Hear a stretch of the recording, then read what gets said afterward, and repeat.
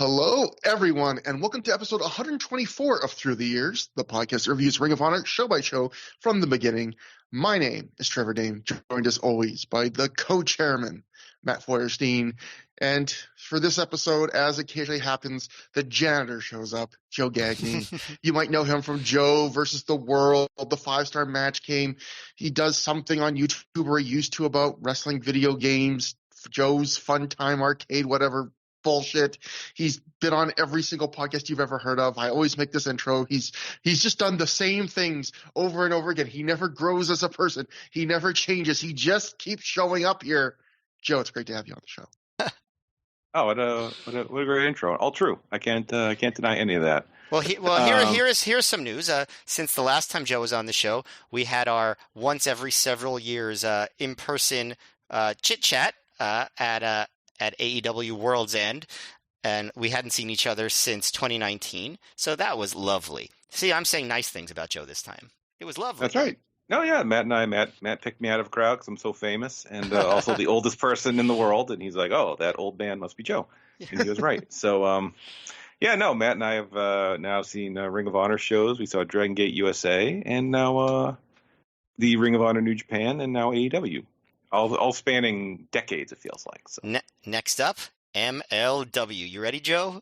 They won't run in the North. They won't run in New England. So I don't know what to. Damn. I guess I got to get to New York City. There you go. No, it's great to be back, and very very short turnaround time as opposed to the usual. Sometimes a year long.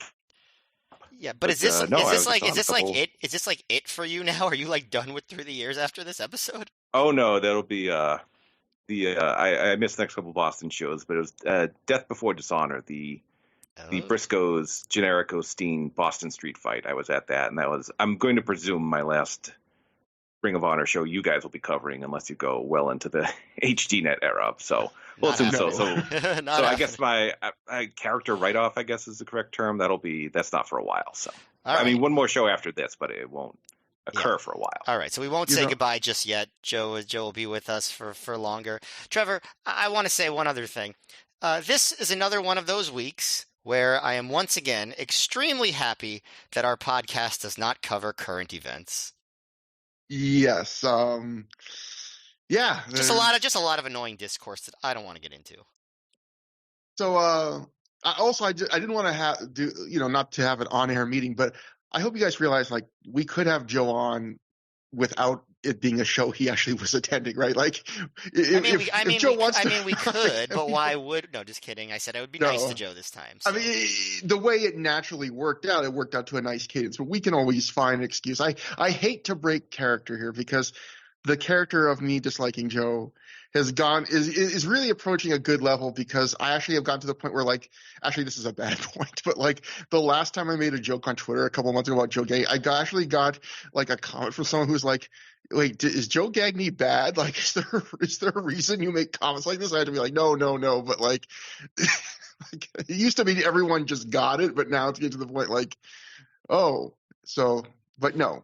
We value Joe Gagne. This is a Joe Gagne household. Yeah, I could just lie and say I went to the next couple Boston shows. I don't think anyone would know, but I respect Matt too much for that. So he respects me too much to lie. You hear that, Trevor? Somebody respects me. Finally. That's good. You know what? Finally, I get the respect. I'm the Rodney Dangerfield of this podcast, and finally I get some respect. Matt, I can't even try to pretend I do not respect you, but we got a couple quick little things, and these are both, I would say, these are just a little amuse-bouches, or since Joe's here, amuse-douches. We only have one little news note that happened between the last show and this show, but I did think it's kind of minor, but I do think it forms an interesting pattern. So we'll go from the Observer. Dave wrote at this time of the show, he wrote, expect, barring injury, the Briscoes to be pushed as perhaps the most focal point of Ring of Honor next year. And I thought that was interesting, because I looked over like the Briscoes 2007, and in fact, like, they are the tag champs for much of the year. It was interesting because I'm sure we can go back and go through all the years we've done this podcast and find plenty of examples of times Gabe talked to the media and like it didn't turn out to be true. But like in recent months, it's a reminder that like oftentimes Gabe was pretty just like forthright and direct about like you read the quotes he gives to the newsletters, and you can not even kind of have to read the tea leaves. He's outright telling directly, because on recent weeks shows we've been seeing him keep saying over and over again. Like, I don't know how many times we've already seen him saying, like, Morishima, I love Morishima. I'm going to do big things with Morishima next year.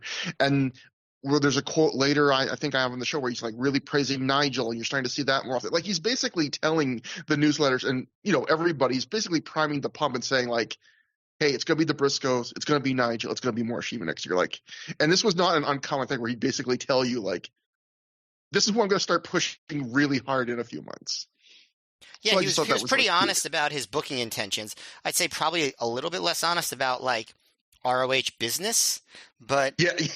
But in terms of, like, what he plans to do with booking, yeah, I guess he didn't see any reason to lie about it. And then the other thing, I believe the last episode I debuted my award-winning news segment. It's not the Matt F Trophy segment, but it is Down to the Wire, where we review anything pertinent from the video wires that between shows. And I saw the last show that was that there might not be much to these. We'll play it by ear depending on how much noteworthy stuff is on them. Matt, this is I watched the video wires between the last show and this one. This is the entire segment this time that of all the video wire, what I thought was notable of the show, which was, I wrote down, during a promo, Bryan Danielson, Samoa Joe wants to make, quote, fat, sloppy Samoan challenges, unquote. That's all I have. I thought it was funny that he said fat, sloppy Samoan challenges. Have you ever made a fat, sloppy challenge? That's a Bryan Danielson quote? Yes. If you find the video wires, I do not have the direct date, but if you search for the video wires for this time frame, you too can hear Bryan Danielson say the phrase fat, sloppy Samoan challenges. That happened. But anyway, that's the one notable thing. If you missed the video wires for these weeks, you did not miss anything else. Well, I don't know if Bryan was a vegan yet at the point of this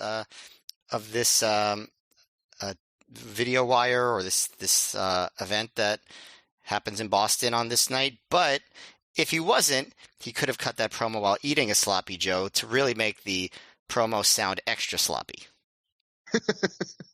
Man, I haven't had a sloppy Joe probably, in the right amount of time since I was a kid. That's probably the right amount of time to have not had a sloppy Joe. But I mean, I'm a vegetarian since I'm like 22, but I'm almost positive I had not had a sloppy Joe in the, I would say, 15 years prior to that as well. Well, we have a sloppy Joe tonight. Yeah, I was going to say, Joe, you're that's Joe. slanderous. Yeah, no, I'm if I eat one of those, it just opens itself up too much to stale humor from the likes of Trevor. So I leave that be. Yeah, that's all I can offer. But I guess we should try and review a show today too. So Honor Reclaims Boston is the show today. That's a very bold title. We'll get into how correct that is. The Honor Reclaims Boston is the follow-up to the original Honor Invades Boston, and they're both titles that clearly intentionally raise the horrible specter of colonialism with invasions and reclaimings. So, I think that was intentional, and I appreciate Ring of Honor drawing attention to such a blight on the world. Well, it took place November 3rd, 2006 in Braintree, Massachusetts. So already false advertising in front of a reported crowd of, this is a weird one. The Observer said we always go by the Observer, even though we acknowledge the Observer is sometimes off, but we want to have one consistent source for these to compare against each other because it's just interesting. So we always use the Observer. Well, the Observer said 600 fans, and then the next week when they did the results section, they said 650. So I'm going to make an executive decision. I'm going to split the difference, 625 fans. This was Ring of Honor's first show in the Boston area since Survival of the Fittest 2005 in September of 2005. So that means this was basically a 14-month gap between shows. And ironically, Survival of the Fittest 2005 being the last show they had done in the Boston area. Just a few shows before this, in 2006, they had done Survival of the Fittest 2006 in Cleveland, and that turns out to be the show that kills Ring of Honor in Cleveland for a couple years. So maybe Survival of the Fittest is just a cursed brand. But yeah, I mean, I think it's pretty clear that, at least in that era, Survival of the Fittest was not that over. I mean, and they do it again next year in, I think, wasn't it like some like in Las Vegas. Like it was fairly random location, but yeah, it never really seemed like. I think we talked about this when we reviewed Survival of the Fittest, but people did not get that excited about Survival of the Fittest. So maybe that was the problem, and not the markets. I don't know. Could be. But we'll get to quotes later from Gabe. This was obviously a big success for the B show to draw over 600 fans when, some of these markets they were cutting were sometimes struggling to get to 400. That's a good attendance for the Friday night B market show. So it shows, I think, Boston area fans did miss the company. This is a decent card. It's not an absolutely amazing card on paper. Well, Joe, do you think the big draw here was just that Kenta was going to be in Boston?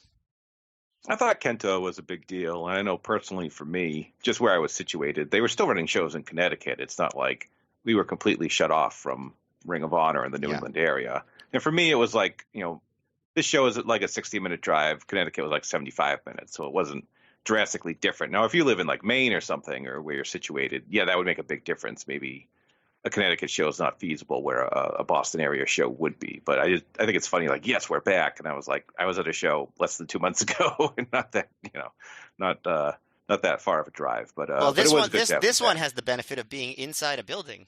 Yes, this one was in a building, which is always, well, usually a plus. But yeah, in this night it certainly was, because I will say Nigel kind of mentions in his pre-match speech, like, thanks for braving the weather. That didn't mean it was snowing. It was just absolutely freezing that night. And I know you think, okay, November in Massachusetts, yeah, it's probably pretty cold. But I believe we were around like 0 degrees outside. So it was like, and that's the beginning of November. Jesus. Yeah, that was the big. It was just, I remember this was as cold. I don't remember if the building itself was cold, which might explain some of the subdued crowd reactions at times during the night. But yeah, no, it was a very cold night. So yeah, well, speaking of cold night, I don't really buy that the temperature explains the subdued crowd reactions, because I don't know if you've been following Through the Years lately, listeners, but this is a trend of the fall of 2006. It was nothing but a booking of a bunch of shows in places with broken air conditioners that were just overactive. That's all it has to be. But Ring of Honor did kind of reclaim Boston. Like, I will say, I think I looked at the schedule. I kind of forget, but I think they run like 3 or 4 shows in Boston. I think maybe 4 in 2007, but then they run like 3 or something in 08 and 2 in 09. So it almost immediately starts to dwindle again. But like it will be a somewhat regular B-town stop for like the rest of our podcast run. They do not leave for 14 months again during our tenure. But yeah, it makes sense for them to want to run Boston. I mean, first of all, isn't Gabe from the Boston area? And that's why he says things like popcorn. And this was also the first market they ran outside of Philly. This was the very first market they ever branched out to. So yeah. So we got a couple dark matches, and I'm going to get a chance to, for people that don't know, Matt and I have been on Joe's podcast, the 5-Star Match Game, a few times, where I routinely get embarrassed, and Matt and our friend Justin Shapiro get to show how much they know about WWE. But I'm going to get to play with you guys for one question, the 6-Star Match Game, because we have to be better, and Dave Meltzer's broken the system scale. So I'm going to read a dark match, and I'm going to then ask you a question based on that dark match. It's a 1-question quiz, because we cut out the bullshit, clearly with this preamble. Matt, if you want to buzz in, say Matt. Joe, if you want to buzz in, say piece of shit, and we'll get to it. So that's too far even for me, Trevor. How dare you? How dare you make me say my own name? All right, so I'm gonna. So this was the dark 6-man tag match on this show. Bobby Dempsey, Mitch Franklin, and Rhett Titus defeated Alex Payne, Ernie Osiris, and Thomas Penmanship. Who is Thomas Penmanship better known as today? Trevor Dame. That would be a current WWE superstar, Tomato Ciampa himself. So Tommaso Ciampa. God damn you, Gagne. You've gotten me twice. If you think you're going to out trivia Joe Gagne, you are sorely mistaken. I knew when I was put up against Joe, I wasn't going to have a chance at this one. But yeah, Tommaso Ciampa, he does not become like any kind of, he does not get brought back anytime for years. And he was a local like New England indie guy, right? Like that was like his home base back then. Yes, I think so. He was and this was Boston guy. Yeah. I remember nothing of this match. I remember the name Thomas Penmanship. Even if he had gone on to do nothing, I would still remember that name from that show, because I'm like, that's It's a stupid name, but I will never forget that name, Thomas Penmanship. So That sounds like a Chikara name. Like kind of does. I can't. I don't remember if he did like I picture him wearing like a graduation cap to the ring or something like that, but I don't think that was the case. I think he was just a guy. So like that was his like main like gimmick name that he went by everywhere at that point. I do declare. And so our other dark match was Shane Hagedorn defeating Pele Primo, which was basically, you have to feel like, was like the Rock Austin of the Ring of Honor pre-show student loop at this point. Because Hagedorn, Ring of Honor preschool. They shake hands before and after. Before and after they play tag. Is that like Camp WWE for Ring of Honor? It sounds like quite an idea, honestly. I definitely would want like an ROH baby spinoff where it's all the ROH stars as little kids, and then I don't want to make a Rob Feinstein joke, so never mind. Let's move on. Anyway, I think you just made one, Trevor. we open with Nigel McGuinness. He comes to the ring. Back from a tour of Noah. I'll be better behaved from now on. He gets a nice reaction on the mic. He goes, "What's up, Massachusetts?" And I just wrote my notes. You know Nigel's a babyface now because he actually got the location he's in right. Because for those who haven't been keeping up, for like months when he was a heel, the whole joke was he did the Spinal Tap kind of did not know where he is gimmick. This is by far the most babyface like he's ever like been. Like he leans into it full on here. Like there's no hint of any sort of heelishness. Like this is the first time he gets to be the guy, which we sometimes see in new markets, or in this case a returning market, where they send someone out to get on the mic for a second, kind of like welcome the fans to Ring of Honor. It's like the first time he's kind of risen to the level of, oh, you can be one of the ambassadors. That's like, welcome back to Ring of Honor. Nigel says, it's great to be back in Ring of Honor and America. And he says, without trying to get a cheap pop, it's great that ROH is back in this area, alive and strong. As Joe pointed out earlier, Nigel says he wants to thank you for coming out and for bearing this weather and traffic. And he wants to give them a present. His opponent's one of their hometown heroes, someone they haven't seen in Ring of Honor in a while, and someone Nigel hopes we see a lot more of here. Spoilers, we don't. Yeah. I literally wrote my notes, spoiler. Anyway, I'll just say it's former ROH Pure Champion John Walters, who gets a good pop and a welcome back chant. And I even wrote my notes, just like Matt said, spoiler, John Walters would not be in Ring of Honor after this match until 2020. So his wish fell on deaf ears. And speaking of the horrible specter of colonialism, John Walters, the future R.J. Brewer, and his anti-immigration and racist gimmick. So, Matt, did John Walters earn being blacklisted from Ring of Honor for 14 years with this match, which was Nigel McGuinness defeating John Walters via pinfall in 13 minutes, 56 seconds after he hit the Tower of London? What'd you think about this? Well, that was a framing that kind of makes it hard to to get out of avoid having that sort of conversation. But I thought that there were a couple moments where Walters didn't seem as smooth as maybe he had previously. Like maybe he was a little bit nervous being back in ROH. There were a couple of things, but I do think that this was a good match. Like I think, first of all, the crowd was into it more than a lot of matches recently. It was a fast-paced, pure wrestling opener kind of thing. I almost thought it was like a palate cleanser after recent shows because it feels like almost like old ROH in the way that was much needed, like just two guys wrestling each other, two guys that had the respect of the crowd. So I appreciated that element of it, and I thought it had a refreshing vibe. There were a couple things that I would say maybe were a little bit wrong with it. Like Walters, I would say, even plays to the crowd less than he had in his previous run. Like he really doesn't acknowledge the crowd at all, which was definitely a knock on him and a few other guys in that early ROH era. But I thought it was kind of extreme here in terms of how little he did, especially considering they were into him and he was a hometown hero. I was just surprised that he didn't really do a little bit more crowd work or anything of the sort. There's a spot where Nigel does like a back kick and elbow drop out of the corner, and Walters sort of doesn't see it. He sort of sells the kick by going up instead of staying leaned over. So Nigel has to like push him back down for the elbow.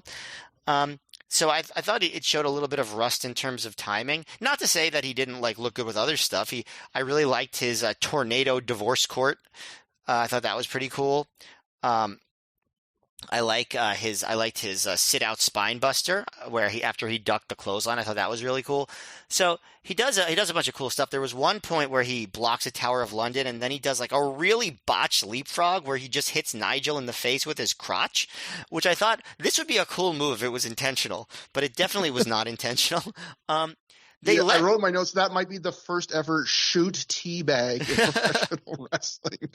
Yeah, I thought they gave Walters a lot, considering this was like a one and done, like where he gets to kick out of a lot of big moves, some of like the bigger near falls we've seen in ROH in a while.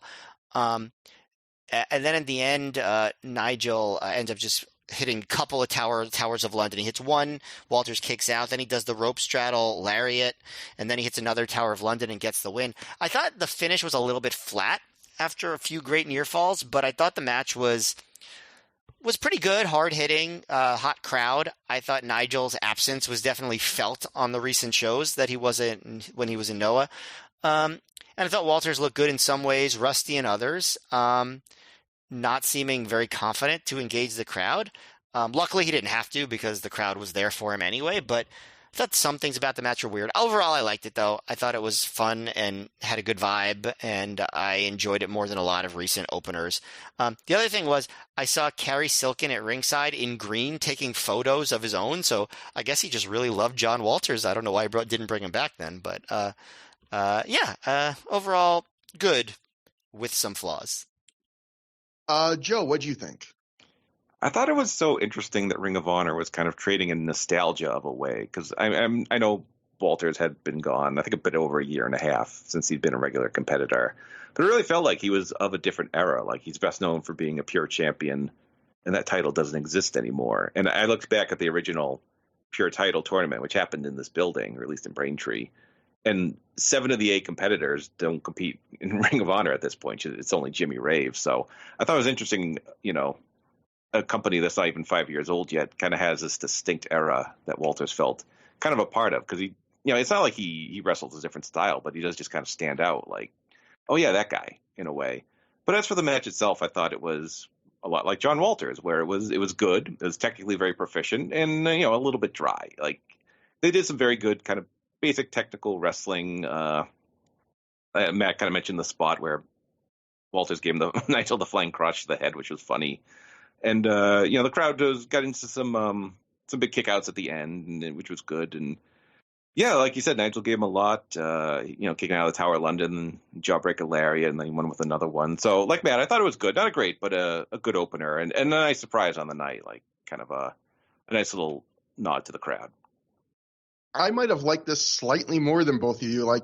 And Matt, your review is one of those reviews where sometimes you say things word for word that I was thinking about saying. I were pretty much in lockstep on this one, but I would say this is like a really strong, good 3.5. What you kept saying, like refreshing, as I would say. I think maybe you and I would appreciate this more as people who've watched the kind of listless last few Ring of Honor shows, where, like you, I thought this was a lot of what Ring of Honor needed that they had been missing on recent shows, where it didn't feel like two guys that were holding back at all or going through the motions. This had kind of that pop you want from an ROH undercard match, even where, it's not a special match. It's not like a hidden gem or something, anyone's going to remember, but, they're working pretty darn hard and pulling out a fair number of stops, and the crowd's into it and lively. This will be, I think we'll get into like an up and down crowd on this night. This was at the start, they were up, and, I could have used more matches like this on the last few Ring of Honor shows.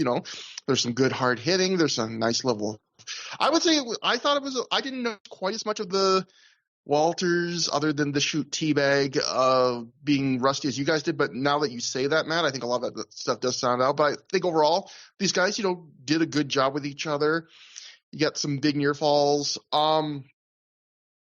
One thing I will say is, if I'm going to give a criticism of this match, which would be, I do think we see something in this match from Nigel and Matt, you touched on it, that we're going to start seeing more from Nigel and Ring of Honor in general, which is, this was a big complaint about Ring of Honor starting around this time, which was matches or even shows that miss their peak, where if you do this, Nigel is, as we've been talking about recently, he's in full-blown Noah Nigel mode now, where he's about kind of spamming a few of his big finishers, doing lots of kickouts, lots of near falls. And this is one where you kind of see the good and the bad to that, because he gets huge, real big crowd pops on a Tower of London near fall and a rebound lariat near fall. And then after the rebound lariat near fall, after doing those two moves, which got like the biggest pop of the match, he then does the move where he puts Walters on or his opponent on the top rope and straddles him, and then jumps off the turnbuckle and does a clothesline there, and it gets way less of a reaction. And then he does another Tower of London to get the win, and that gets way less of a reaction than the other big near falls. Yeah, even though that's the finish. So yeah, like you, I thought like if he had just done on either the first Tower of London or the rebound lariat, would have been a huge lively finish. And it was just like, well, it's that feeling of, oh, just a little more, and sometimes you overshoot. But I will say this, what a refreshing change from recent shows to actually see a wrestler that tries to do too much. I feel like we haven't had that complaint much lately. That's what I was going to say. Like at least at this point, I really wouldn't mind some matches that like try too hard and like end up going past their peak, just because we've seen so many of these matches where like there's kind of just like I don't want to say lackadaisical, but there's just like, it feels like a low energy middle of the match, and then they do like a minute or two of some hot high spots, and then they go to the finish, and it's just like, well, that's not enough to make up for the boring part that we just sat through. So I definitely could use a little more of this before I end up getting sick of it. Yeah, I think that will that'll work really well with what I feel about the main event too, which, not tipping my hat, but like another thing where if there's a couple things I can criticize, it's like something else again where it's like it's giving you during this era what's been kind of missing for months. I feel the same way about this opener too. Yeah. So Gabe Sapolsky talked to the Torch about Nigel after the show, and Gabe just said, this was the quote I was referencing earlier when I was talking about like the Briscoe stuff and how Gabe can tip his hand. He wrote, McGuinness would definitely be the top of the list for most improved. 2006 was a great year for him, and he proved he is ready to run with the ball. So again, Gabe is really, he's pushing more Sheila. He's pushing the Briscoes. He's pushing Nigel. And shockingly, those will be like the three acts that really get the spotlight in 2007, among others. But after the match, we joined Lacey backstage. She said she's not very happy. She told Jimmy Jacobs to stay home tonight because she doesn't want to deal with him right now. She's also pissed that there's a women's match tonight that she's not in, as she calls herself the greatest women's wrestler in the entire world. She tells BJ Whitmer that she's not scared of him. His comeback's going to be short-lived. And she says Colt Cabana's going to end up just like BJ did, in the hospital, needing surgery, out of the ring. If she needs to spend a little of that Lacey's Angels money to take care of that, that's fine, as she has all the money in the world. I didn't realize that was her gimmick, that she was like super rich. They never really established that. Is she like, is she the new Nana now that Nana's gone? Yeah, like I was going to ask you about, like, is there like a canonical reason like they've ever given for Lacey? Like, the only thing I remember is like when Lacey first like took over Special K and started Lacey's Angels, she made them dress in nicer clothes. Like that's the only thing I think that would suggest she has money. But like, I don't even know if they've ever said like, oh, she's a trust fund baby or a child of, I don't think they've said anything like that. Yeah. And that's the sort, I mean, Special K were all supposed to be like trust fund babies, right? Like that was their whole thing. Yeah. So I guess they were like, maybe she's just rich in like the Special K sort of way. So anyway, rich kid ravers, if they could just get it together. I still find that funny that like when they finally did the split, the ones that got it together were the ones that kept losing. Yeah, that was so great. Oh, we talk about Joe talking earlier about nostalgia for Ring of Honor. I already have nostalgia for that era of Ring of Honor, but yeah, me too. The camera then pans down over Lacey's as almost every one of her promos during this era ended, and then Lacey has to tell the cameraman to stop being a perv, which honestly, yes. Like it was always weird to see her doing these really angry heel promos where you're like, oh, she's coming off as a jerk, which she should be, and then at the end you almost feel sympathy because it's like, yeah, the cameraman shouldn't be perving on you like that. Like it was like that kind of undercuts what you're doing here, but. Speaking of women not getting their due treatment, Mercedes Martinez then defeated Daisy Hayes via pinfall in only 4 minutes, 30 seconds after she hit the Fisherman's Buster. This would be Mercedes' second match in Ring of Honor this year. She'd have 3.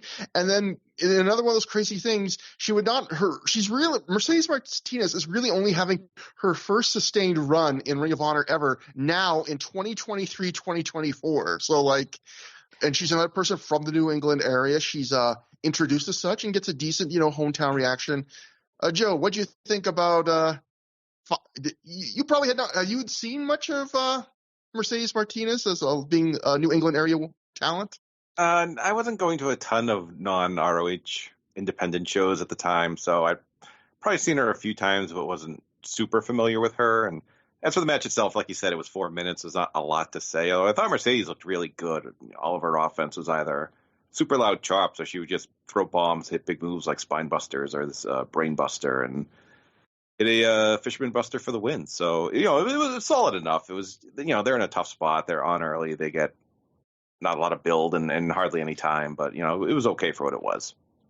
I mean, yeah, this is the classic Ring of Honor women's position, which is less than 5 minutes in what is like the least important slot on the show, which is second from the bottom, because the opener obviously has a level of importance to kick off the show. Like literally second from the bottom is we have as little faith on this match as we possibly could have without putting on the pre-show. Daisy Hayes is, no commentary points out she's no longer with the embassy, although they've never really done an official breakup angle with her like they've done for every other element of the embassy that Jimmy Rave has been losing. But I will say, if I did say up to this point in Ring of Honor history, Daisy Hayes, I would say, has been the in-ring female MVP for Ring of Honor, which is faint praise given how little opportunity the women have gotten. But I say this not to call down Daisy Hayes, but to really put over Mercedes Martinez. I would say in this match, Mercedes Martinez doesn't just look good; she completely outclasses Daisy Hayes. Like a lot of the women we've seen in Ring of Honor, they're almost trying to do too much, and maybe that's because most of the matches are like under 5 minutes, and they're fighting just to kind of prove their entire gender to a company that's like doesn't have a lot of faith in them. But the result of that is you get a lot of matches where it's a lot of effort and energy, but like sloppy execution. And I thought what really popped from Mercedes here is she has a lot of the big crowd pleasing moves, but they all hit really solidly and impactfully in a way that a lot of the women of this era were not hitting. Like she does like a wheelbarrow face buster, a giant spine buster, a great brain buster, a fisherman's buster. She does all the busters, but more than that, like they all look like she's just killing somebody. And then in this match, when you see Daisy Hayes control late, she's working just as hard as Mercedes, and she's trying to do cool moves.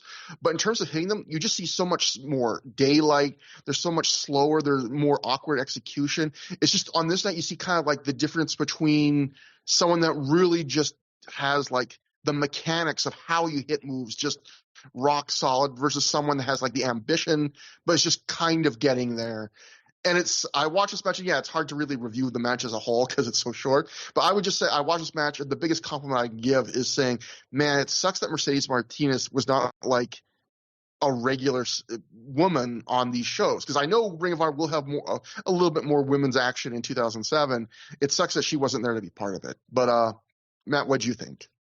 Yeah, I mean, just in general, every time we saw Mercedes then, and, when we watch back now, it's like, oh man, she just stands out so much. And, I know she's considered one of the great American women's wrestlers of the generation, but like, it's weird how little opportunity she had on like bigger stages. Like, it's hard, I guess just the timing just didn't work out. Although, the WWE had plenty of chances to bring her in over in like the 2010s and do something with her. And they, she had a little cup of coffee there and did some stuff, but like she never really was featured. It's just weird. Like I don't understand why she didn't get more opportunities to show her stuff to a wider audience in the US. But yeah, I mean, the one thing about this match, it was too short to be much of anything, but like you said, it was her execution, Mercedes' execution, and basically everything she did was just so impressive. And it made the match very enjoyable to watch for that short amount of time that this exhibition of moves took place. So yeah, I'd say it was a net positive on the show, but as always, you wish that they'd actually had a chance to work an actual match. Yeah, when you talk about this being a missed opportunity, like how she didn't get picked up by other promotions, it's sad when you think back at this era of like indie US women's wrestlers. Like, it's one of those generations where you look at and go, if they came along today, like so many of these women would have jobs at NXT or AEW right now, right? Like Lacey, I think would. Allison Danger, I think would. Mercedes Martinez, we know for a fact would, because she has one already now, all these years later when she's, in her middle age. Like, I feel like, Sarah Del Rey would have probably had a run somewhere before becoming, I know she's a trainer now, but it just feels like so many of these women who were literally like, there's no better example of like just born in the wrong era, where it probably cost them like having well-paying careers and a lot more recognition. Just right. I mean, in some ways, they were like born in an era that was more advantageous for women than the previous one because at least they had Shimmer where they could get some notoriety. Although, how much could that have paid, but they were able to develop some degree of a following through that. Whereas, just like a few years earlier, there would have been almost nothing for a lot of these women wrestlers. So after the match, Lacey walks to the ring and grabs the mic saying, "Poor Daisy Hayes." And the crowd chants, "Die, Lacey, die." Lacey tells Daisy, she calls Daisy pathetic, tells her she doesn't deserve to be in Ring of Honor ring. She should have been in the match tonight, not Daisy. The crowd chants, "Shut the fuck up." Lacey says this is her spot. She slaps Daisy hard in the face before leaving the ring. And later tonight, Daisy Hayes will have an incredible rebuttal. And I am not overselling this. Absolutely amazing. So we'll get to that one. Yeah, this segment was interesting because, like, first of all, it was just such like a blunt way of getting to a feud between these two. Like, Lacey just comes out and randomly says, you're terrible and slaps her. And like, it's just like, I mean, it's fine. It's simple and it does the job, but it's like, it wasn't like they put a lot of thought into like, how do we get into a feud between Daisy Hayes and Lacey? Oh, we'll just have Lacey come out and say she doesn't like her and hit her. But also the segment ends with Daisy just being totally punked out because Lacey slaps her, insults her, and Daisy just stands there while Lacey walks away. It's kind of an interesting setup for that angle. But it does, those two do feud, so I guess it did its job. And I was going to say one other thing, Matt, that I forgot to mention because you brought it up and I wanted to get back to it. I think Kerry Silkin, I think I saw him taking pictures for like the first few matches. I didn't really look. Was maybe Mary Kate not at the show or something, who was Ring of Honor's kind of resident photographer? Because I thought it was weird. Like, I noticed that too. It's like Kerry sure has taken a lot of pictures, I thought, for like the first few matches where normally he's just sitting at a table at ringside. Like, I guess maybe that was it. Or maybe she wasn't there, or maybe she was late. I don't know. Yeah, it was weird. But our next match was Christopher Gagne, scored to the ring by Allison Danger and Matt Sydal, defeating Chris Hero, scored to the ring by Claudio Castagnoli via pinfall in 14 minutes, 38 seconds with a cradle. Normally I alternate who gets to go first, but Joe, I feel like it's not fair to use your turn on a match that there was very little to talk about. So, Joe, how about you go first for this one, too? What'd you think about a match that got 3 times as much ring time as the last match? I thought this was a ton of fun. I know you guys have been really down on Daniel's output during this time as being kind of dry, but Hero's so wacky. I thought Daniels made an effective foil for him here, and it was super shtick heavy with Hero doing his goofball flourishes, and like I want to pull up Brian Alvarez and be like, they did nothing. But by the back half of this match, they were hitting big moves, and the crowd was definitely into it, and Daniels picks up the win. And this isn't a match I think people really would remember or anything like that, and it's really nothing about what you would think about during this era of Ring of Honor. It was kind of almost a house showish in a way, but that's not. This is like very, very kind of shtick heavy, where Hero's doing all his goofball flourishes and whatnot. It's not really what you think of Ring of Honor, but it was a lot of fun, and the crowd was, the crowd could be a struggle at times this night. I thought they were really into booing Hero and all that, and I liked Hero making fun of Matt Sydal having a Dragon Gate towel. I bet he was jealous. Like, he should have made Matt Sydal put that up as a stipulation, because Hero's a huge wrestling nerd. Of course he would definitely want that. But I also like Sydal telling Claudio he might slap him too in the dorkiest manner possible, but in a way that's as endearingly dorky and not off-putting in any way. Yeah, I agree a lot about your points, especially the Chris Hero. I love Chris Hero's put down because, it is true that Matt Sydal, some wrestlers were kind of like that. And I would be too probably, but it was funny. Like, I almost compared to a lot of wrestlers when they got the Ribera Steakhouse jacket from their first tour of Japan, they would not stop wearing it for a while. And I feel like some wrestlers with the Dragon Gate stuff, like when Matt Sydal came back from his first tour of Dragon Gate, he would not stop wearing his own like monogram Dragon Gate jacket and take the talent stuff. And Chris Hero, if you listen before this match, you can hear Chris Hero say to Sydal, "I've got a towel from Dragon Gate. I'm Matt Sydal." And I just thought, okay, that is such a that was a burn that if I was Matt Sydal, I'd be like, that's funny, but that's a little too close. Like that kind of hurts a little. But I agree with a lot of what you had to say, Joe. like we have been hard on Christopher Daniels lately. I was going to say to Matt, I said on the last double shot that those two shows, instead of just having one being called Irresistible Force, it should have been a double shot weekend of a movable object and Irresistible Force. I feel like this match was the immovable object of Christopher Daniels, who's been having the same low energy, technically competent, like workman-like performances recently against the irresistible force of Chris Hero, who's been incredibly wacky and just personality turned out to 11. I was like, who's going to win in the battle of this being entertaining or not? And I believe the irresistible force of Chris Hero won. This match, like Joe said, until the final 2 or 3 minutes, I thought was shockingly basic. Like Joe, you described it as like a house show. This is one of the more basic like matches until the end you will see from Ring of Honor. Like we've seen it through the years' history. It's a match where wrestlers are technically doing things, but it feels like they're doing nothing. Like there's just lulls and low energy submissions in the middle of the ring. There's a match where before the finishing run, honest to God, one of the most exciting bits of the match is Daniels hitting Chris Hero's head on each turnbuckle twice. But it doesn't matter because Hero's shtick fills all like the empty gaps in this match. Like, I'm a big Chris Hero fan.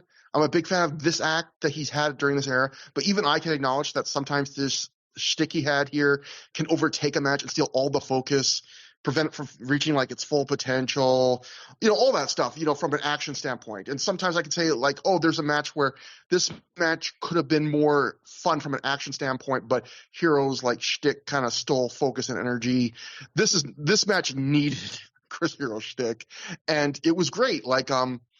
It was full of it. There's the stalling at the start. Hero gets a back rub from Claudio. And I feel like the highlight of this match for me is Chris Hero does like a 20-second sequence, which is nothing but kip-ups and flips and deep knee lunges. And at one point, him leaving the ring just so he can to the apron, just so he can flip back into the ring. And then he does this for like 20 seconds. And then he walks up to Daniels, and Daniels just slaps him in the face. And then Hero bails to the outside, and Hero looks so angry and sad, and Claudio kisses him on the cheek to make his boo-boo better. And it is the incredible facial expression where Hero in like 1 second goes from like the saddest face to the happiest face. Like this was like the greatest kiss he ever could have gotten. And in fact, actually, I said that was my favorite part of the match. This is my favorite part of the match. I was just looking over my notes. There's a moment where Hero hits his atomic drop, which actually we've seen on a recent show he did it to Mark Briscoe. Chris Hero has a great atomic drop. Bring back the atomic drop. But anyway, it's like a big running atomic drop. So he hits it and he gets a 2 count. And after the 2 count, he gets mad at the ref and he goes, "That was a goddamned atomic drop." Like he's saying an atomic drop wins matches. Like he's so furious that did not win the match. And I just thought, that's the goofy stuff I like. And the match does pick up in the final 2 or 3 minutes, but even then it's not amazing from action standpoint. But we get this kind of weird finish where Daniels hits the best moonsault ever. Claudio distracts the ref. But then the finish comes like only half a minute later where Heroes and Daniels just work a sequence of reversals right afterwards that ends in Daniels' pin. And I didn't mind the finish, but it felt, again, like another match where it was almost like it kind of felt like a little extra bit tacked onto like the natural flow of the match just to have more near falls and kind of swerve fans, which again, we're going to start seeing this more in Ring of Honor. Overall, I would call this like a very high above average to a low good, which for Daniels these days in singles matches in Ring of Honor was like a big win. But I thought this was mostly just Hero's personality, like making it. But Matt, what'd you think? Well, first of all, thank you for giving me the term deep knee lunges, because I always just called them like the knee walks. So I'm sure there's like a term for it. I just had to make one. I'm sure there's you can tell we're not athletic men. Although you're honestly pretty athletic. You ride a bike a lot. You're in good shape. Well, I definitely can't. Well, I definitely am not coordinated. I'm not good at sports, even if I try to do athletic things. But otherwise, yeah, I don't know what you would call those. I'm sure there is a term for them, But I just know them as the thing Chris Hero does. Yeah, I think that almost everything entertaining in this match was done by Chris Hero. So I'm still not turned the corner on 2006 Christopher Daniels singles matches in ROH.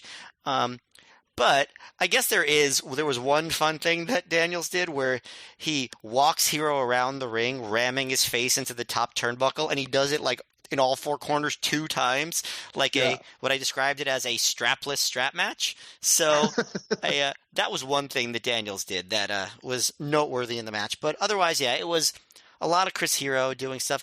And you talk about this being like a non-ROH ROH match, but I think this is something that we've noticed a lot in ROH lately, which is a match where the wrestlers, even though the stereotype is that the ROH didn't do this, really kind of neglected, and I don't say that in a completely negative way, but sometimes neglected the action for getting over their characters.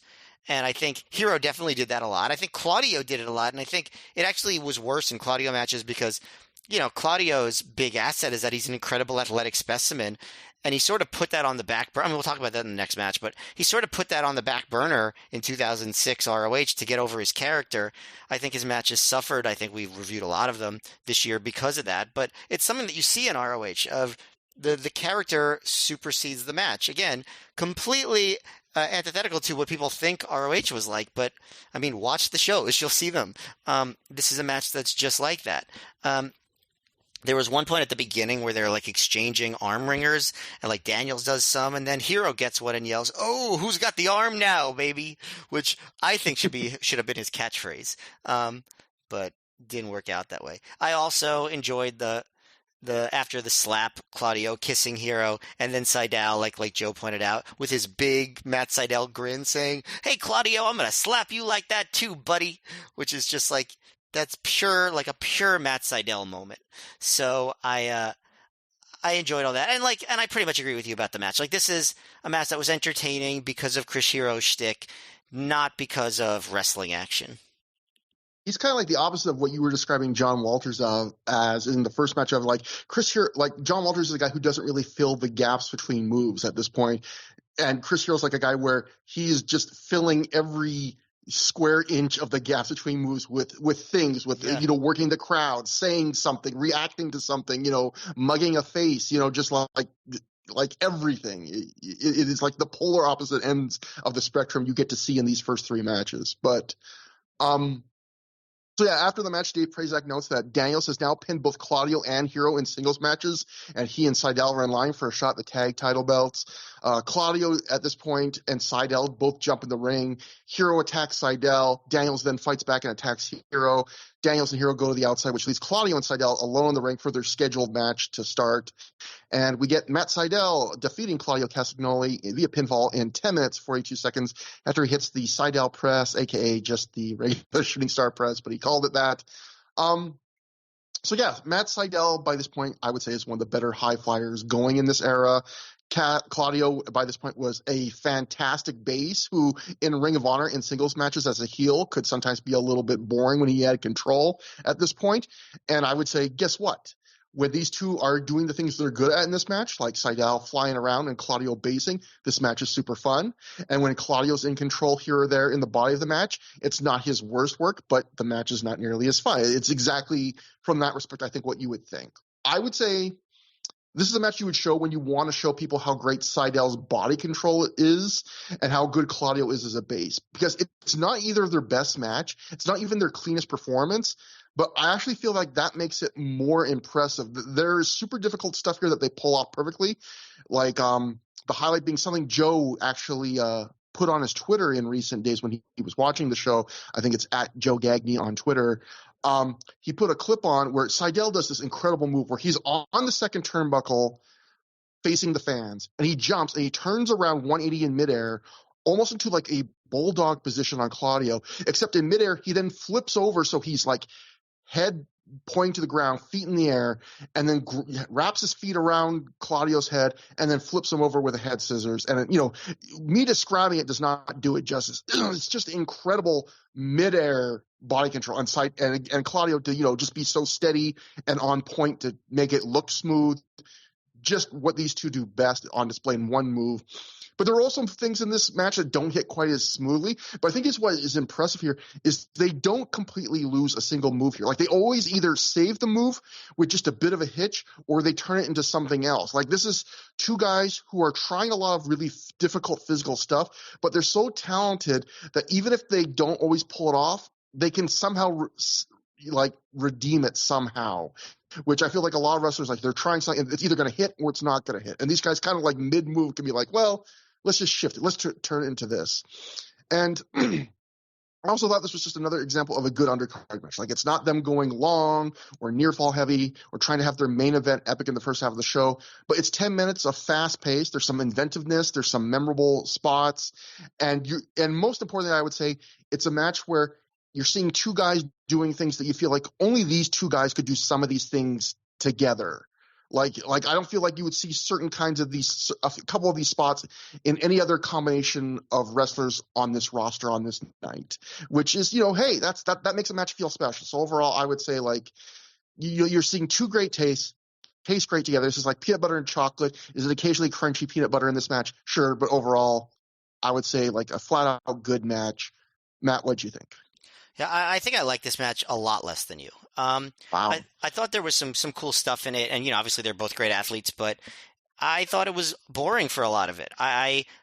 First of all, I think this is another example of guys sort of prioritizing the character work over the action, because these two could have had just like a standout like show stealer match, and they chose not to, which is again fine, but I don't know, I'm just sick of them not doing the best they can. Like, I know you don't have to do that every time, but I feel like it's been a while since Claudio's really even tried, and it's kind of frustrating to me. I think they do a little more when they're in tags together in the near future. I think it's just like they show a little bit of it, like you described some of like the big spots, but I just felt like it was until the end just low energy. I almost thought Sydal was saving himself for the next night with Kenta, which is fine. I think that's reasonable, but doesn't make the match better.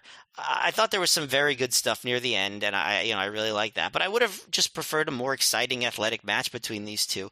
I get that Claudio's a heel. Like I don't like I don't feel like I need to see that. So I don't know, foregrounded. The other thing I want to note is Allison Danger, I think, was in Sydal's corner for the first time here. And I actually, if I'm not mistaken, I don't think she's been in Daniel's corner for a while either. So I think they kind of have her back with them, so like to get ready for the tag title run, because it seems like she's going to be back full time with them. And we'll get to their promo later, but seems like that's a 3-person act now. Maybe they're like, we don't have to pay Nana anymore, so we can have her come in. Because it did seem like, yes, you've been seeing like almost see Smokes less too. Like they've been kind of paring back on the managers a bit. Joe, this is one of my favorite things on Through the Years when we have a guest on and Matt and I disagree on a match. You get to be the tiebreaker. Which of us has the valid opinion, Joe? No pressure. Feel free to go right down the middle on this one. But what'd you think, Joe? Well, first, many people have been asking me what a good match is to demonstrate Matt Sydal's body control. And for a while, I was like, gosh, I don't know. But now I'm like, I got one right here. Hit play on this. This is the last time we're ever going to be on the show, so I hope you enjoy it. I do have fun.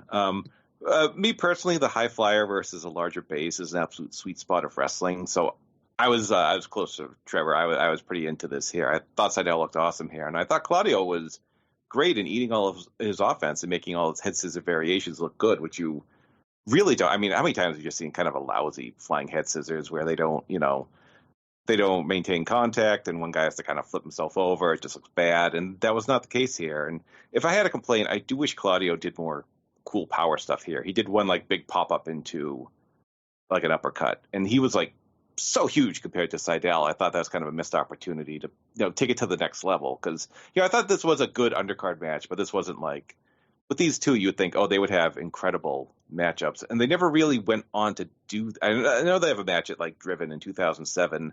I don't think they've wrestled since then. So, but yeah, no, I was into that. I thought this was real good.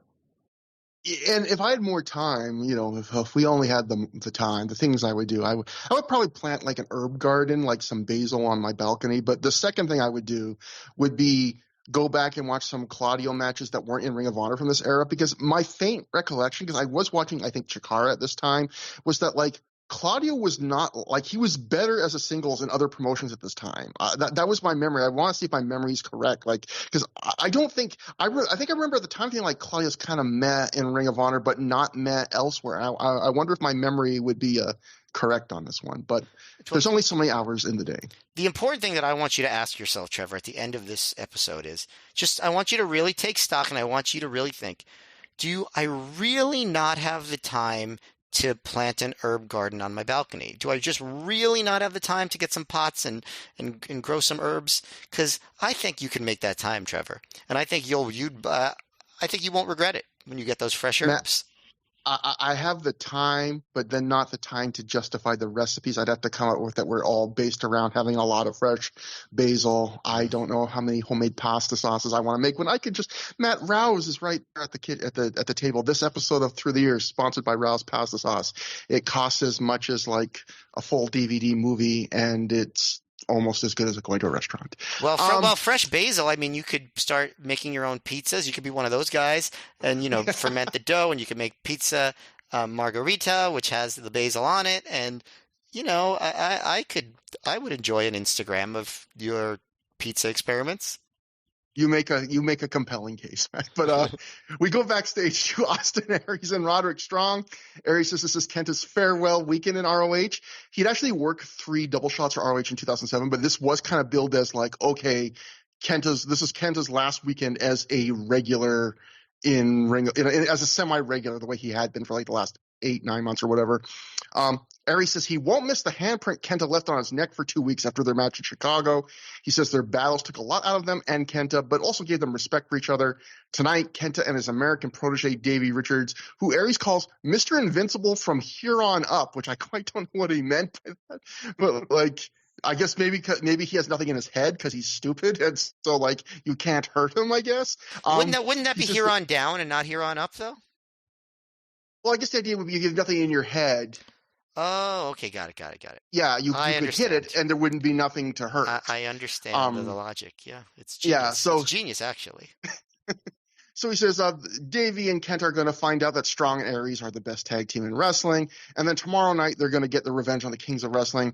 Strong says tomorrow night the tag titles come back to where they rightfully belong, and that they're sending Kenta back to Japan with a loss. So this was one of those promos, other than Mr. Invincible from here on up, was like literally just not even any color to it, just like, we are telling you what we are doing the next 2 nights, like robots, like AI could generate this promo and probably will very soon. But that brings us to the next match.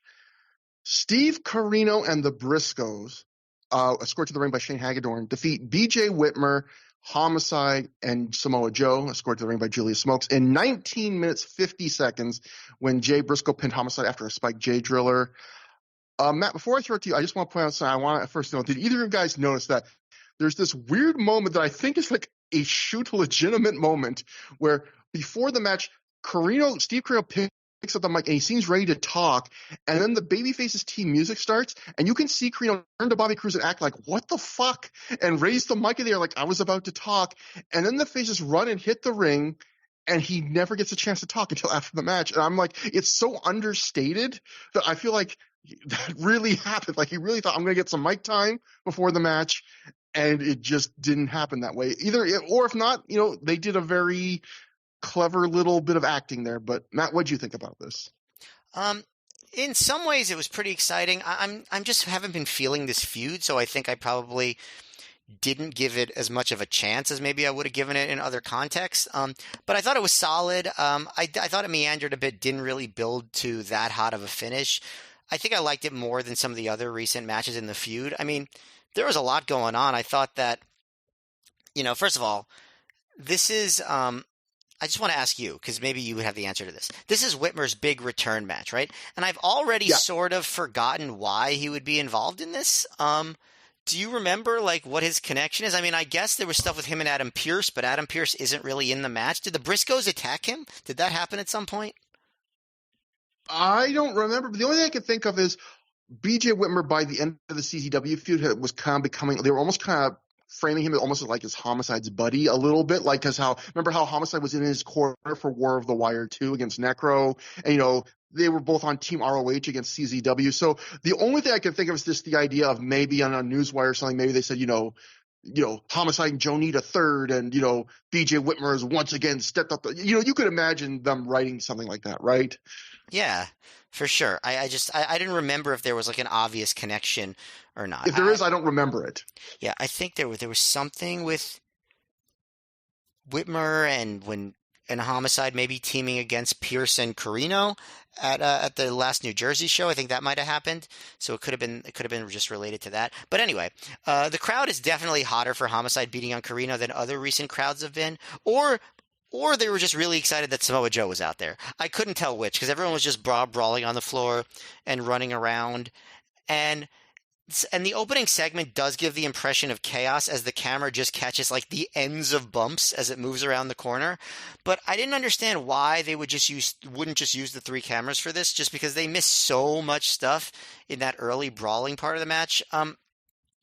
They do this thing in this match that ROH does a lot that I'm not really crazy about, where they start with like a really hot brawl and then they try to like get it back under control in just a normal tag team match. And I feel like that doesn't usually work because the crowd was into the brawl and then they just kind of, I don't know, deflate a little bit for the more normal part of the match. But the most entertaining parts of that, that segment are when Joe is beating on Carino. There's a spot where Carino escapes to the floor when Joe goes for the running boot, but Homicide is there to throw him back into Joe's clutches. And speaking of clutches, which rhymes with crutches, I would say you wouldn't have known that Whitmer had an ankle injury from this match. He didn't really seem to be slower or anything like that. But there is a cool spot where the Briscoes attack Whitmer from the apron, and Mark hits his inside-out double stomp just like completely out of nowhere. I thought that was pretty cool. At some point, there sounded to me, I don't know if anyone else heard this, there appeared to be a, quote, suck his dick chant. And I was like, what possible context could that have been? Did anyone else hear this? Maybe they weren't even focusing on what was going on in the ring. Who knows? Yeah, but that's a weird chant. I would say literally any context. Whether it was malicious or not, I don't know, but weird any way you slice it. I guess there's probably you say any context. What about Eyes Wide Shut? Yes. In a wrestling event. Okay. Put it that. I mean, you can all just imagine all sorts of contexts. I feel like an Eyes Wide Shut party. I feel like a chant like that, like with that cadence, probably would take people out of the mood. There's almost like a regality to like an Eyes Wide Shut party. I don't know. It's just like it would almost have to be like a Gregorian sounding suck his dick chant. Like, suck his dick. Like something like that, right? Like, it'd have to sound like the Eyes Wide Shut music for that to make any sense. Anyway, so Carino was doing like heel tactics, like pretending to tag behind the ref's back. He's yelling at the ref when he gets a 2 count. He's a real heel. What, was I talking about anything weird? I don't know. Anyway, there's a spot where Whitmer hot tags Homicide, and as usual, it's not as hot as you'd think, but Homicide hits some hot moves. Just it's not like the crowd's going crazy for it. Hits the running corner boot on Carino, then knocks the Briscoes off the apron, and then Joe hits a running corner boot of his own. Then Whitmer suplexes Carino. And things start to get fast-paced. Mark cuts off Homicide's tope con hilo, and there's a series of avoided moves until Mark finally hits a springboard dropkick to Homicide's back, which allows Homicide to be the new face in peril. And I think that 2 face in peril sequences are usually too many unless the crowd is really on fire, and this one isn't. But this one isn't as one-sided. Homicide gets some more offense. Jay mostly gets the better of the strike exchanges between Homicide and Jay. And they do more, like distract the ref so we can double and triple team the babyface spots. Then eventually, Homicide slaps Carino loudly, because they always have to slap each other, and goes for a swinging DDT, but Carino throws him off, super kicks him. At this point, Hagedorn is mocking Julius Smokes on the outside by like running around the ring, doing his like Julius Smokes kind of like run around the ring thing that he does. And I thought he did a pretty good job with that, so good job, Shane. There's another spot where Hagedorn grabs Smokes, so Smokes knocks him out with a forearm, which is a pretty big spot to just toss off in the middle of nowhere. And I almost wonder if it was planned, because that feels like the sort of spot where they might stop the match to center that. Where's a big Smokes knocking a guy out spot. But it was just sort of tossed off in the background. Homicide blocked a Carino lariat, hit an ace crusher. Again, I guess I'm just going to keep using the name of that move. A cutter. I guess we decided we were going to call it instead right now. And then Homicide medium hot tags Joe, because all these hot tags are, I feel like medium hot. Joe hits inverted atomic drops, boots, sentons on Mark, but Jay breaks up the pin. ST Jay snap power bombs Carino. This is where the fast paced part of the match is. Briscoes do a Yakuza kick, back suplex combo on Joe. Whitmer breaks that up. Whitmer blocks a Jay driller. Jay avoids an exploder, and Whitmer hits Jay with a brainbuster. At this point, I can't even tell who the legal men are. Carino hits a back Enziguri on Whitmer. Jay rolls Whitmer up for 2. Then Whitmer tags in Homicide, who immediately hits a swinging DDT and catches Mark with an inverted atomic drop. And then he goes for the cop killer, but Carino tries to hit him with Nux. So Sinclair grabs them from Carino, and then Homicide goes for another cop killer on one of the Briscoes, but Carino produces another pair of Nux. It's the old 2 Nuck trick, and it hits Homicide with it. And the Briscoes hit a Spike J Driller for the win. So, they sure beat Homicide a lot, given that they're building Homicide for the world title. But, as I said at the beginning, solid but meandering. I liked it more than a lot of these recent matches, but I still didn't think it was quite that good. Joe, what'd you think of the match, and have you ever been to an Eyes Wide Shut sex party? How am I expected to follow that review? Is just an impossible task. But... Or if you haven't been to an Eyes Wide Shut sex party, have you ever been to an Eyes Wide Shut viewing party with a bunch of real big Kubrick fans? I've never seen Eyes Wide Shut either with a crowd or by myself. Make it a date night. Yeah. As far as the match, I thought it was a good match. They had a big brawl to start. It made sense, and I like the fan who yelled, I think, "Go to the gym, Pinky," at Steve Carino, who was resplendent in hot pink trunks. But, Carino's just trying to improve. He's doing his best. So that fan should be better, I feel. Let's see. The crowd was awfully quiet for chunks of this. I thought it did kind of build well, like Matt said, the heat on Whitmer and then Homicide. I thought the Briscoes were awesome. They were just flying all around the ring. And Samoa Joe is the coolest and best wrestler. But the MVP was probably Hagedorn, who imitated Julius Smokes. And when Smokes finally punched him, Hagedorn slid across the floor like it was ice. I thought that was a cool spot. But yeah, we got the ending, which, I had obviously seen this show, but it still kind of caught me off guard. That's kind of weird, but it was what it was. And yeah, I thought the match was good, but given the level of talent in here, you think you would hopefully produce something a bit better than good. I like this match way less than either of you. In fact, if we had a year-end award, which we don't on Through the Years, we have some awards, but not this one, for most disappointing match of the year, this would be a contender for it in my mind. And it's not even that I had high expectations for this match, because I didn't, because I don't really remember this match, so I assumed it couldn't be that incredible. But we had seen some great wild tag brawls this year with stuff like the main event of the 100th show and some of the ROH CZW feud matches. And hell, even the Homicide Joe versus Briscoe Brothers street fight we saw not very long ago. And on top of that, look at the talent in this match. I would argue that you can make a case for everyone in this match except BJ Whitmer to be an indie wrestling Hall of Fame. And in fact, Homicide is, and the Briscoes are being inducted into the real indie wrestling Hall of Fame this year. So, ton of talent. And, I just thought based on that, there should be a median level of quality you hit. And even on a B show where guys maybe aren't trying as hard, and instead I thought you got a very blood brawl to start. In some of those matches I mentioned before that are were great crowd brawls this year, the camera's constantly cutting to a new pair of wrestlers somewhere around the ring doing something exciting. Here, the camera keeps cutting to new action, and it's all just bland. Every cut's oh, maybe this will be more exciting. No, it's just random punching.